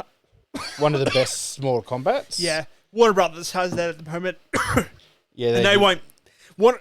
Anything that's done under Warner Brother won't be done. Yeah, they did all the Turoks. They did Crazy Taxi. Oh yeah. No. But going back, they did the original South Park game. Yeah. Is that the fucking turkey one? No, the original 1998 South Park game. Okay. No, but like, going back to Sega though, That would be a mad inquisition. whoever picks that one up, because that literally can go 50-50. That one honestly can go 50-50. Oh, yeah. Sega would... Oh, that would be a good one, But I reckon Sony would push really hard to get that, because you're going to have, all the rights to bloody... No, wait. Who did the... That would actually be a good one too. 4A Games. Metro. Oh, Metro, yeah. Yeah, that would be good. Okay. But yeah, Sega Can you go look up the Sonic the Hedgehog movie, and who was the distributor for that one? Because if it's already fucking Sony, they've got a leg up on that one in that race for Sega for an acquisition. If it's not done by Sony Entertainment, it goes 50-50. That's the determining factor on that. Sonic the Hedgehog film. So we're after what? So who did? Okay, Distributed by? Yes. Or distributed Paramount. Paramount. Okay, who? Okay, what company directed it? Or what company was it done with production? Production companies: Blur Studio, Mazda Animation Planet, Original Film, and Sega Sammy Group. Oh, okay, that one. Okay, now that goes 50-50 now. That moved to a 50-50. Because now Paramount basically has control over that. Mainly with the filming franchise. Okay. But for the gaming one, that literally goes 50-50. Yeah. So that could either go Sony or Microsoft. And bet you Sony will go after Sega. Yeah, because Sega has had a longer relationship with Sony than they have at Microsoft. Because all the Sonic games have come onto PlayStation after Sega died. After Sega console died. Yeah, after the Genesis and all that. So after when Sega died, then... All of them came onto Sony. Pretty much. But I think they'll sort of also cross platforms and all that kind of stuff as well. But yeah, so... But mainly Sony, to be honest. But that is still a freaking race, unfortunately, for them. They're still racing. That literally goes 50-50. Who either... if it goes Microsoft or Sony. But that would be a fucking inquisition. So I reckon Sega's actually the deciding factor. Whoever acquires Sega basically wins this acquisition race. Do you reckon Capcom would actually sell to any of the two? Capcom's had a resurgence. I don't reckon they will. Especially with Resident Evil and 7 and Village. Yes. So especially with just in general with Resident Evil, they've also had a resurgence in the Justice League fighting games. Oh yeah. And just in general, they've had a massive resurgence. Oh yeah, the Injustice. Yes. So they've had a massive resurgence. Yeah. So they may hold off for a while. I don't reckon they will. Square Enix, probably not, because they're used to... Square Enix will go Sony, no question. Yeah, well, yeah. But they could just turn around and make an official partnership going, yeah, well, we're going to acquire them, but they're just going to solely only ever... In other words, what Sony did with Bungie, it's like, they've bought them, but they're still letting them do their own thing. I reckon they could do that. Like, here's the thing. I think that's what's actually going to make a lot of companies choose Sony over Microsoft, though, to be honest, is the fact that Sony will buy them and say, okay, just do your thing. What do you think... Microsoft will buy them and say, we want to control. Yeah. What do you think Konami would do? I think maybe not, because they're still because they're... still focused on the pachinko. Yeah, like, Konami's main business is in pachinko. It's far too early. Give me a bit. I'll put an extra 10 minutes on. But yeah, Konami is mainly in pachinko machines, so they won't sell. They make far too much money off of that. Yeah, because I told you that they made like basically their sole freaking money they made off of like their games and like bloody yeah they made most of their stuff off pachinko. Yeah, not fucking console games. So yeah, they're not gonna sell out anytime soon. I don't know. I think that's what's their saving grace because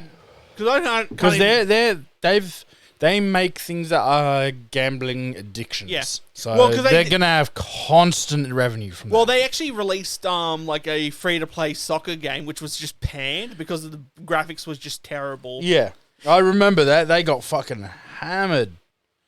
Was it because they were trying to directly compete with FIFA? Yeah, but not gonna happen. Nah. But yeah, Sega's gonna be a big one. Capcom's a maybe, but we'll see what happens. Capcom can go either way. I think they're leaning more towards Sony. Yeah. But But that's because their history with Sony as well. But I reckon where I based mine off is who's most likely to allow themselves to get acquired. So Sega will definitely allow themselves to get acquired. They will. Capcom is definitely 50-50. Yep. Capcom, I wouldn't. Yeah. Yeah, Sega would. Who they'll go to is 50-50.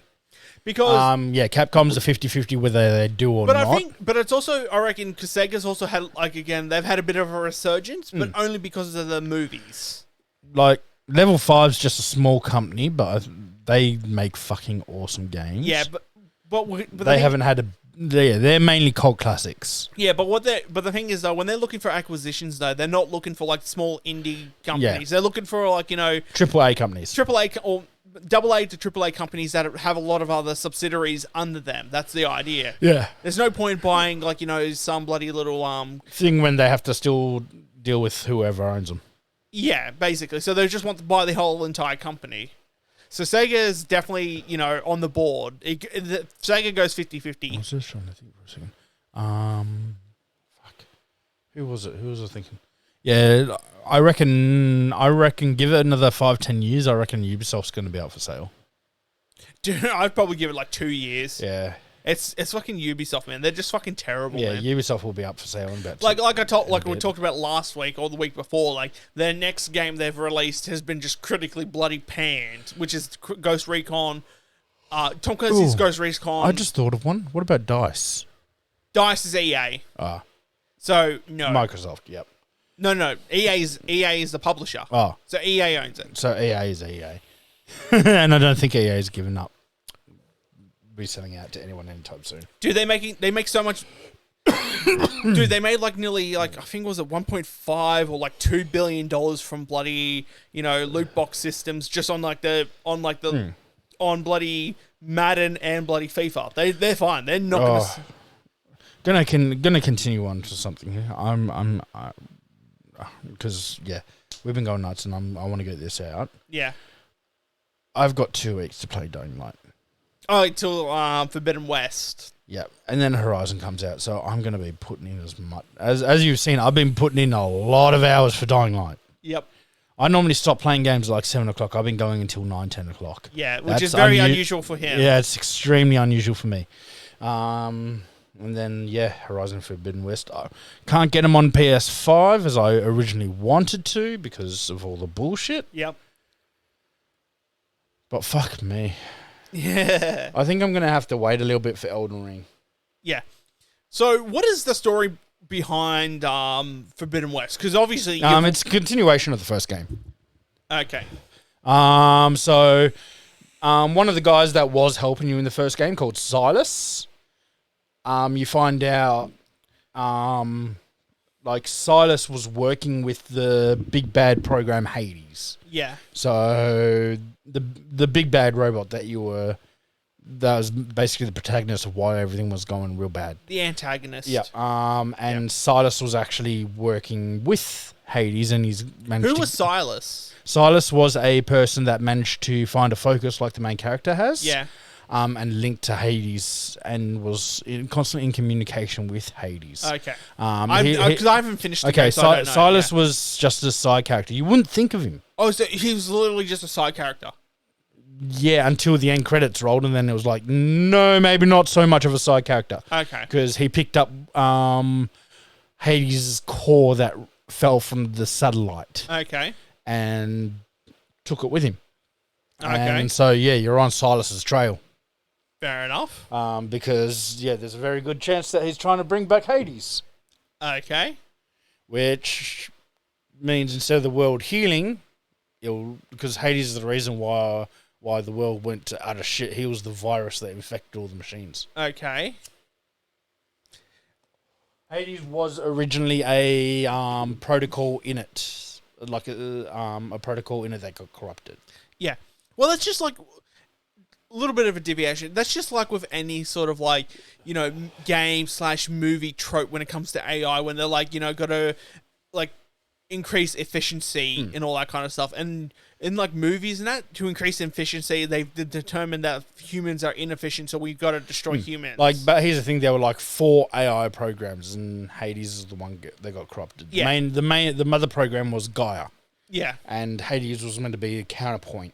yeah. So back and forth, back and forth. Yeah, so they had to, in a way, they had to come to a resolution. They had to come to an equal point. So one had a conflicting viewpoint, another one had the conflicting viewpoint, and they had to find a middle towards it. Yep. So Hades basically became corrupted and just took over Gaia, and they made all the decisions. Yeah, and just went fucking batshit. Yeah, so it determined but at the same time, because like but Gaia's, it was also humans' fault for designing the machines to use biomaterial. Yeah. And because then when biomaterial is fuel. Biomaterial fuel, and then realizing that as the machines kept getting produced, they needed to use more biomaterial for fuel, therefore just consuming the fucking earth. Yeah. So it was brought on by man itself, which is the whole message behind it. Yeah, pretty much. Which is like any movie. It's like it's always man's folly. Yeah. Yeah. So the movie is literally you chasing. The game is you going into the Forbidden West, which is obviously a new whole area where you're going to learn about more tribes and all that. Yeah, more tribes, more machines. I mean, the ones that are big in the trailers are the fucking raptors. Oh, this one, okay. The raptors. There's a mammoth boss. There's actually underwater sections now and shit like that as well. Yeah. So you can actually swim underwater. But my big fear of swimming underwater is, well, one, there's going to be a lot more new machines and more machines in general. Yeah. Whenever I was playing water, anywhere near water in the original game, yeah, those fucking snappers. Yeah. So giant crocodiles on fucking steroids. Yeah, so the game is basically you trying to stop Silas from resurrecting Hades. So that's the whole plot hole. That's what I've noticed so far, but I won't be able to say more until I've played it. Yeah.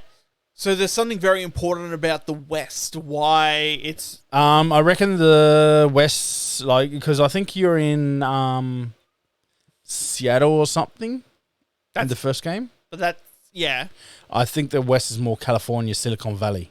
No, if you're going from Seattle, that's south. West is that. Give me one second. Yeah, look on the map. So because you got Washington State, then you got Oregon, and then you got California.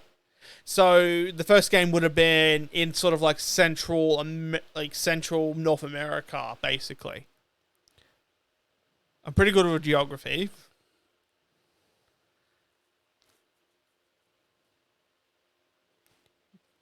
Yeah. So Horizon Zero Dawn was based in Colorado, Utah, northern parts of Arizona, and a very small part of Montana. Yeah, so that's literally, so when you travel west, you're literally hitting Silicon Valley and California, Portland, and Oregon and Washington, which is the western. Yeah, like Forbidden West, I reckon, is going more towards Cali. So probably the West, they're going to they're going to the mother frame for Hades, where it all started. Possibly. That's what makes more sense. They're going to where Hades actually lives. 1 second. There's going to be a boss battle with Hades, I can already tell.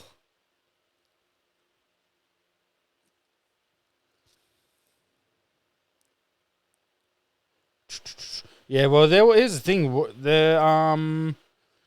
There was basically boss battle against Hades in the first game anyway. Yeah, you're going to go up against the second boss battle with Hades. They're going to go that unoriginal with it. I can already tell.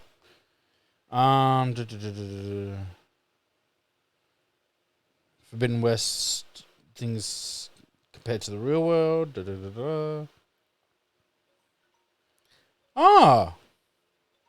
A dilapidated San Francisco. So yeah, they're going to Silicon Valley. Yep.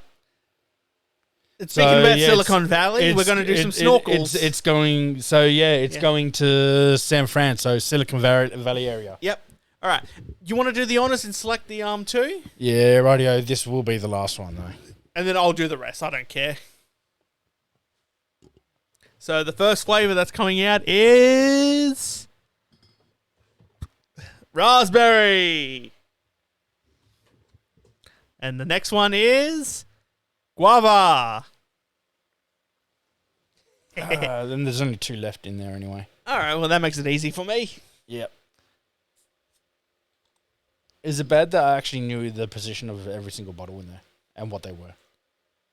I just dived headfirst. Yeah, but just from what you picked up and where you picked it up from, I knew exactly where it was. All right. From where. So. Oh. God, I come up with some good episodes, don't I? Oh, you're an asshole. Well, you can always get me back if you can think of one. I'm still waiting for you to pay me back that $50. I haven't said anything in the comments yet.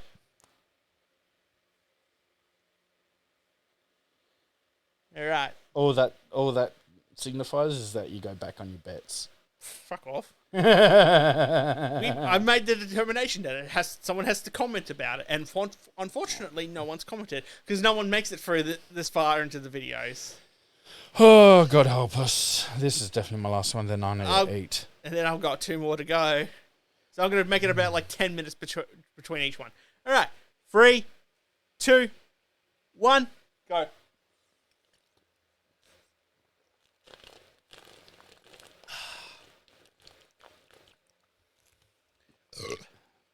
Fuck.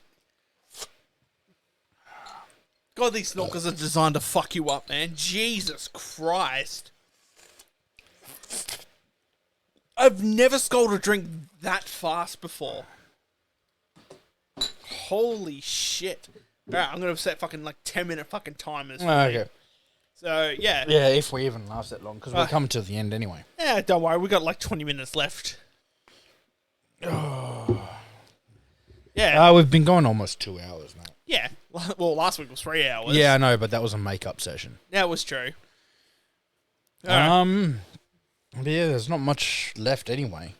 Yeah, well, I think we can find stuff to talk about. Well, what is there to talk about? What's on your mind that's bothering you lately? Just anything that's just bothering you. Yeah, that one's gone. Give me a bit. That's okay. Oh, that did not go down well. So what other games are coming out this year that you know about? That you've heard through the grapevine? So Star Citizen. No, not Star Citizen. Starfield. Yep. But we've already talked about that like twice now. That's expected in November. Elden Ring's going to be a massive one, obviously. That's coming out late Feb. That's gone Game of the Year, regardless. Yeah, but it's going to be stiff competition. Against what, though? Horizon's one Game of the Year. The first one, the second one's probably going to be fucking brilliant. I don't know. Like, Elden Ring is... Because it's literally coming off from Software, who do bloody... Dark Souls. Dark Souls, thank you. And so that's going off very stiff competition. And it's like, nah, Elden Ring so far. If God of War gets released this year, that's Elden Ring gone. Yeah, that's a toss in the air, that one is. When is God of War 2 coming out? I'm going on GameSpot. Yep. And as of this year, like... Okay, so you've also got a little bit of an issue right now as well. Yeah. We had a Pokemon game come out this year. That won't take it. So that is a possibility though. It won't, unfortunately. But so yeah, and then Dying Light 2 obviously just came out. That won't take it, no. Nope. You got another Warhammer game coming. Warhammer 3, I know. Yep, Horizon Forbidden West. Warhammer won't pick it up. I can guarantee you that. Yep. It's such a niche crowd. Yeah, Elden Ring coming out the 25th. I reckon that's going to take it. Elix 2's on the March 1st, but that's more fringe. That won't. I watched the cinematic trailer for that. The cinematic trailer looks dog shit. Ooh, I want that one. Which one? Chocobo GP's coming out on Switch. Okay. That's just... Okay, and then, fucking Stranger of Paradise. Tiny Tina's Wonderlands. Yeah, nah, not taking your Game of the Year. Lego Star Wars, the Skywalker Saga. Definitely won't take it, but okay. Evil Dead. Will not. Nah. You know what that? Vampire the Masquerade Swan Song. No. As much as people want it, no, it will not win Game of the Year. Okie dokie. The next Saints Row. Definitely won't, because it looks shit. Oops, 1 second. And it's just a cinematic trailer I've only seen. October, one called Against the Storm, then Starfield on November 11th. Will not take Game of the Year. December, Stalker 2. I want to based on bias, but no, it will not, because it's going to be on a broken engine. Okay, left to be announced, or to be announced. Yep. Plague Tale Requiem. Oh, really? Did it want a sequel to that game? Yes. Okay, fair enough. It was sort of like, it was alright, but it wasn't great. Bayonetta 3. Okay, that might take Game of the Year. I don't know why, but it will. Company of Heroes 3. Ooh, no. It'll go best RTS. Keep in mind its class is not announced for this year, but these are just possibilities. Yeah, it will get RTS of the year. Will not get Game of the Year. Dragon Age 4. As much as I want to, it will not get Game of the Year. And I'm actually a bit concerned about it as well, because of fucking BioWare's fucking track record lately, and because it won't have the same impact. Yeah, understandable. Yeah. Obviously, if Ragnarok comes out... That's definitely... Well, if it comes out in 2023, Elden Ring gets bloody Game of the Year. Yeah, if it doesn't come out... If it comes out this year, though...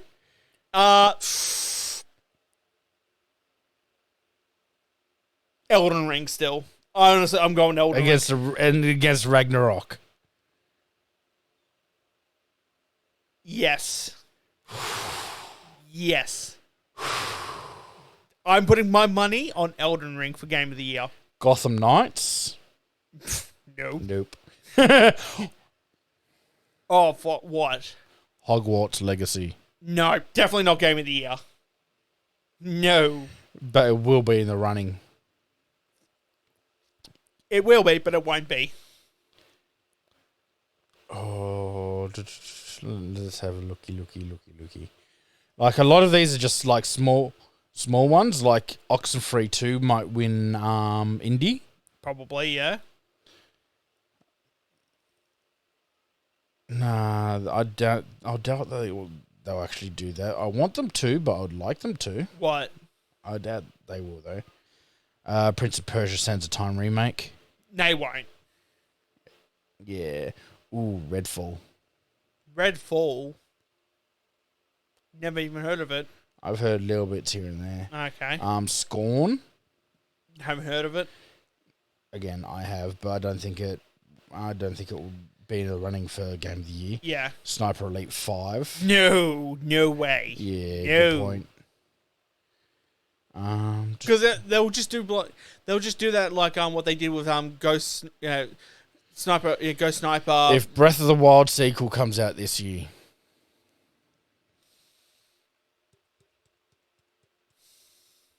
No, I'm still putting my money on Elden Ring for Game of the Year. I know I'm putting up very stiff competition, but I'm like, oh, Warhammer 40k Darktide. It's gonna be shit. Ah. Warhammer 40k has done very poorly on every gaming rendition it's ever done. It's always done poorly. Vampire the Masquerade Blood Hunt. That's a cult. Masquerade. Yeah, it's a bloody cult classic. So, and you also might have the Lord of the Rings Gollum game. Why Gollum? Fuck Gollum. Yeah, but honestly, let's face it. If Breath of the Wild and Ragnarok come out this year, it is going to be a fucking battle. It will be a tight race, but I'm still putting my money on Elden Ring. I'm still putting it on there. Yeah, but here's the thing. You also got to remember that a lot of people don't like Firm Software's brutality of games. That puts a lot of people off. Yes, but my counter argument to that is, I have never seen you play a Dark Souls game. I played a lot of it when I was in my youth, when they came out originally. But my counter argument to that is, when your game is so influential that it literally gets its own category, Souls-like. That is an actual category that you can look up on Steam. Yeah, there's also another category. Yes. Metroidvania. So as its own category, that's what I mean. So it's not like action, adventure, that's what I mean. Like when I'm talking like those categories where you like specify what kind of game you're looking for, Souls-like is its own category. Oh, that own category. So. That's what I mean. It's literally when you're looking up very specific games of like particular genre, it's its own genre, Souls-like. That's how influential Dark Souls has been, and if it's coming from Elden Ring, it's literally falling under Souls-like. Therefore, it got its. That's what I mean. Like, how can you compete against its game that literally created its own genre? Okay, now I've got the big question. Yes. How long until someone beats it with a Guitar Hero guitar? Like the fucking first day, mate. Dude, there's guys right now, like literally prepping themselves right now, playing it with bloody Guitar Hero guitars, fucking foot pads. Someone beat it with an orange. Yeah, they're training themselves right now. There's guys right now like doing like 0 hits of bloody all 4 games. You know, Dark Souls 2, Bloodborne, and Dark Souls 3, all no hits. 100% completion and everything right now, just preparing themselves for Elden Ring. Yeah, Dark Souls 1, 2, 3, and Demon Souls. Oh, yes, yes. All right. While we're at it... The lime's closest to you, the orange is a bit further. All right. I'm going to save the orange for last then. Yeah. All right. Wish me luck. I don't wish you luck, I wish you death. Fucking great host here. Jesus Christ. Fucking co-host. Might have to renegotiate. I wish you death because I love you. Might have to renegotiate your and contract. and because I want to do the eulogy. Now I'm gonna have to renegotiate your contract. There is no contract. I'll draft one up, and we'll negotiate it, and then we'll renegotiate afterwards. Yeah, but here's the thing: then you have to try and get me to sign. I'll get you to sign, bitch. All right. I sleep lighter than you. I know. I'll make sure you never sleep. And I make sure you never wake up again. You're making it sound like it's a bad thing. Like I said, I want to do your eulogy. All right. Come on, hurry up. Getting myself ready. 1, 2, 3, 4. Suck that bitch down the hole.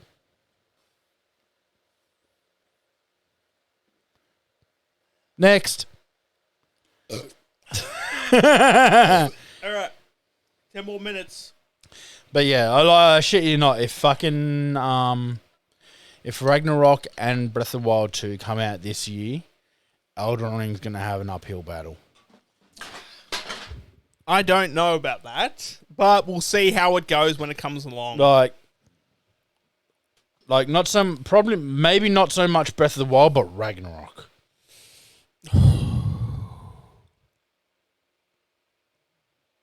Ragnarok will be an uphill battle. Do you think that will end it at Ragnarok? Or do you think... No, Ragnarok's the last one for the Norse mythology. Where are they moving to next? Not sure yet. Where do you think they will move to next is probably the better question. I'll have to play Ragnarok first to be able to give any hint. But if you I'm just saying, as a guess, where do you think the next mythology will go to? So they started with Greek and Italian, and obviously he went north. Just Greek predominantly. Yeah, Greek. Greek so he went north after Greek. Yeah. It's like trying to escape north. There's only one other place he would go. Egypt. A lot further south. Egypt. North, he couldn't escape the bullshit. Yeah. And can you imagine him trying to fight fucking Anubis? Yeah, that'll be interesting. Okay, I got 2 ideas. He's either going to fight Christianity by killing Jesus and God, or he's going to kill Muhammad or Allah. And we both know they would not do that just because they'll piss off way too many people. Of course they would. They'll either go to Egypt or they'll go east. Sonny tells me they'll probably go east because then you have dragons and that. Yeah. They'll go to Asia. Yeah. They'll go to China, Mongolia. But obviously China mythology more than... Because in the Chinese mythology, that's when you have the QB, the nine-tailed fox. Yep. You have demons. You have... Dragons. Like, granted, not the dragons we're used to. No Eastern-style dragons. Yeah, serpent dragons. Yeah, no wings, just they can fly. Yeah, serpent dragons. Yeah. But yeah, because they're massive in demonology and all that as well. Yeah. Or they can go to Australia and take on the the rainbow serpent. Just start killing indigenous Oh, Native American gods.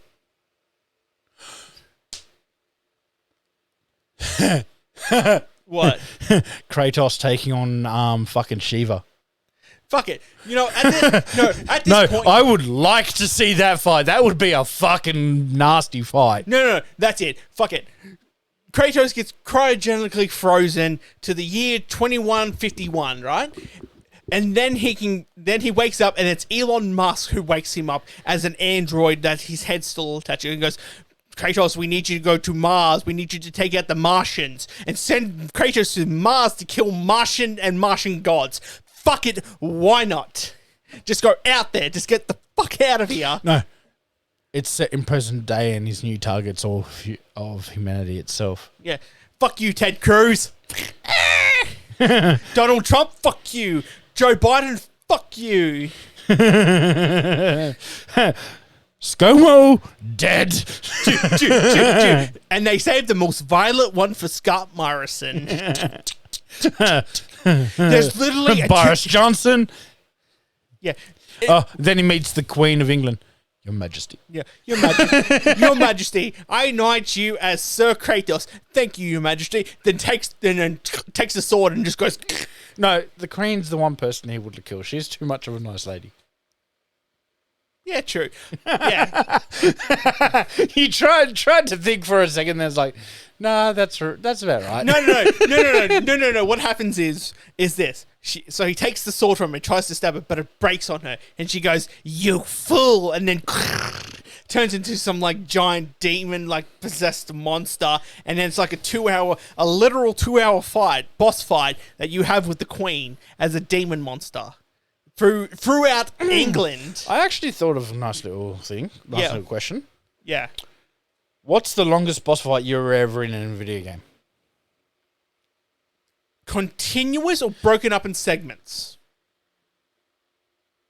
Preferably continuous, but if it was still the one boss and you could get away to save and then come back and his health...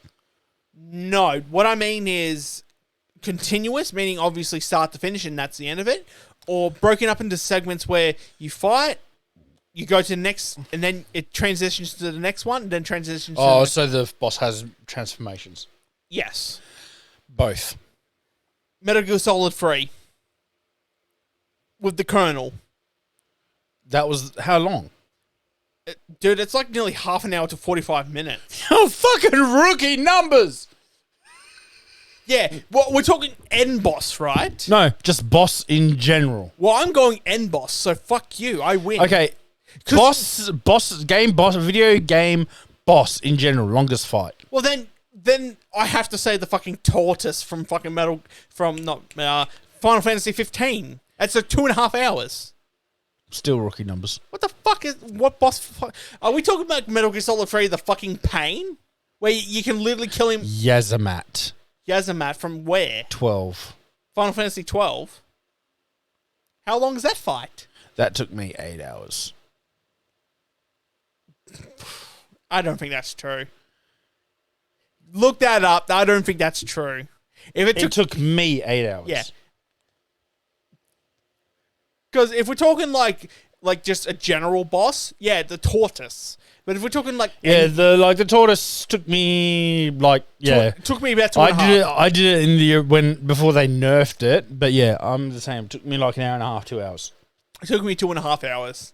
But if we're talking like endgame bosses, the Colonel from Metal Gear Solid, from Snake Eater, that's like 45 minutes to an hour, maybe less, but it's around half an hour to 45 minutes.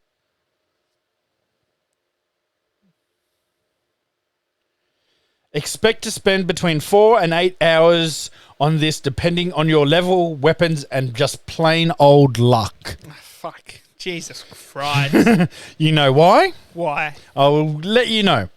Well, okay, 1 second. I'll just go Yazamat in general first. Well, you got about 3 minutes to explain. Yep. I'm gonna just go Yazamat FF12. I'll give you the stats of the prick. So now think, you're in a like Colosseum, right? And there are fucking traps everywhere. Yep. For starters. Now, Yazamat has well over 50 million hit points. What the fuck? Keep in mind, this isn't a game that you can only do 9999 on an average hit, and with his stats, that's not very often. This astronomically high number is the main reason it takes so long to kill, since regular attacks break the damage limit only in the newer versions. Oh, Jesus. In the newer version.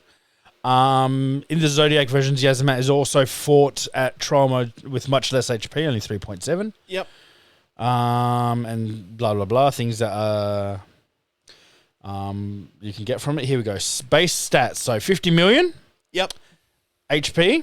9, obviously max MP. He's a level 73 enemy. Yep. Vitality. 99. Yep. Magic resistance 40. Attack power 107. Yep. Defense only 36. Speed. Now it says only speed 20, right? Yeah. But that means there's about 5-second delay before he attacks again. He halves every element. He's weak against dark. Absorbs holy. Yep. Attacks aggressively. Obviously attacks on detection. Yep. Regains HP if left alone for a bit. You can actually leave the arena, save, and come back. And you better hope to hell that in that time he hasn't cast Regain. Attacks. A normal attack, max combo of hits, 12 hits. With the added stat effect of death. Magic, when not in battle, regain, haste, reflect, protect, bravery, shell, faith. So bravery boosts his physical attack, faith, his magic attack. While in battle, reflect Daga. Techniques, rake, which is just a mass area effect. Yep. Follow death strike. Cyclone, which is a massive AoE. Stone breath, petrify. White breath, healing. Augment, safety, means he's immune to a lot. Yep. No knockback, ignore vitality. Null weather effects, ignore reflect, ignore evade. Low HP equals more attack. Normal damage plus. Conditional, when HP is reduced to 50%, depending on the attack. Increase attack speed. Oh, that's the trial mode. AI script. When not in battle, 100% regain. Oh, what the fuck? When not in battle... Okay, so when not in battle, 100% regain, haste, reflect, Arga, protect, shell, bravery, faith, and faith. When opponent is far, 100% cast on death strike. Use on closest opponent when attack CTO is active, 5% death strikes. But when you're far away, 100% chance. Yep. When HP is less than 20%, use growing threat, which boosts all his stats. Cyclone. Use every 40 commands, 100%. From stage 2 onwards, used as first attack. Repeat after 40 commands, 100%. Okay. You could skull. No, I'm waiting. Used all battle when attack CTO is not active, 25% rake. When HP is below 50%, use Stone Breath. When HP is above 50%, use it at 25% to 5. White Breath. When Above 50, 5%. Below 50, 25%. Magic, CTO, so faster magic casting. Yep. About 50%. And when at 0 MP or 0 MP cost when he's under 50% health. Okay, so And he's a bit of a fucking boss then. And he pretty much, so every hit that he does has a chance of also inflicting instant death. Fair enough. All right, I think that's basically the end. So start taking us out, Brendan. Okay, well, this idiot does his last bloody, well, if he doesn't choke. Go. Okay, ladies and gentlemen, thank you once again for watching The Standard Drink with your hosts, Brendan and Bo. So thanks for tuning in, guys. Don't forget to leave a like, subscribe, follow us on our socials, Instagram, Twitter. There's probably a few more on the track I'm still working on. But yeah, thanks for tuning in, guys. And as always, I want to stay tipsy. Stay tipsy, guys.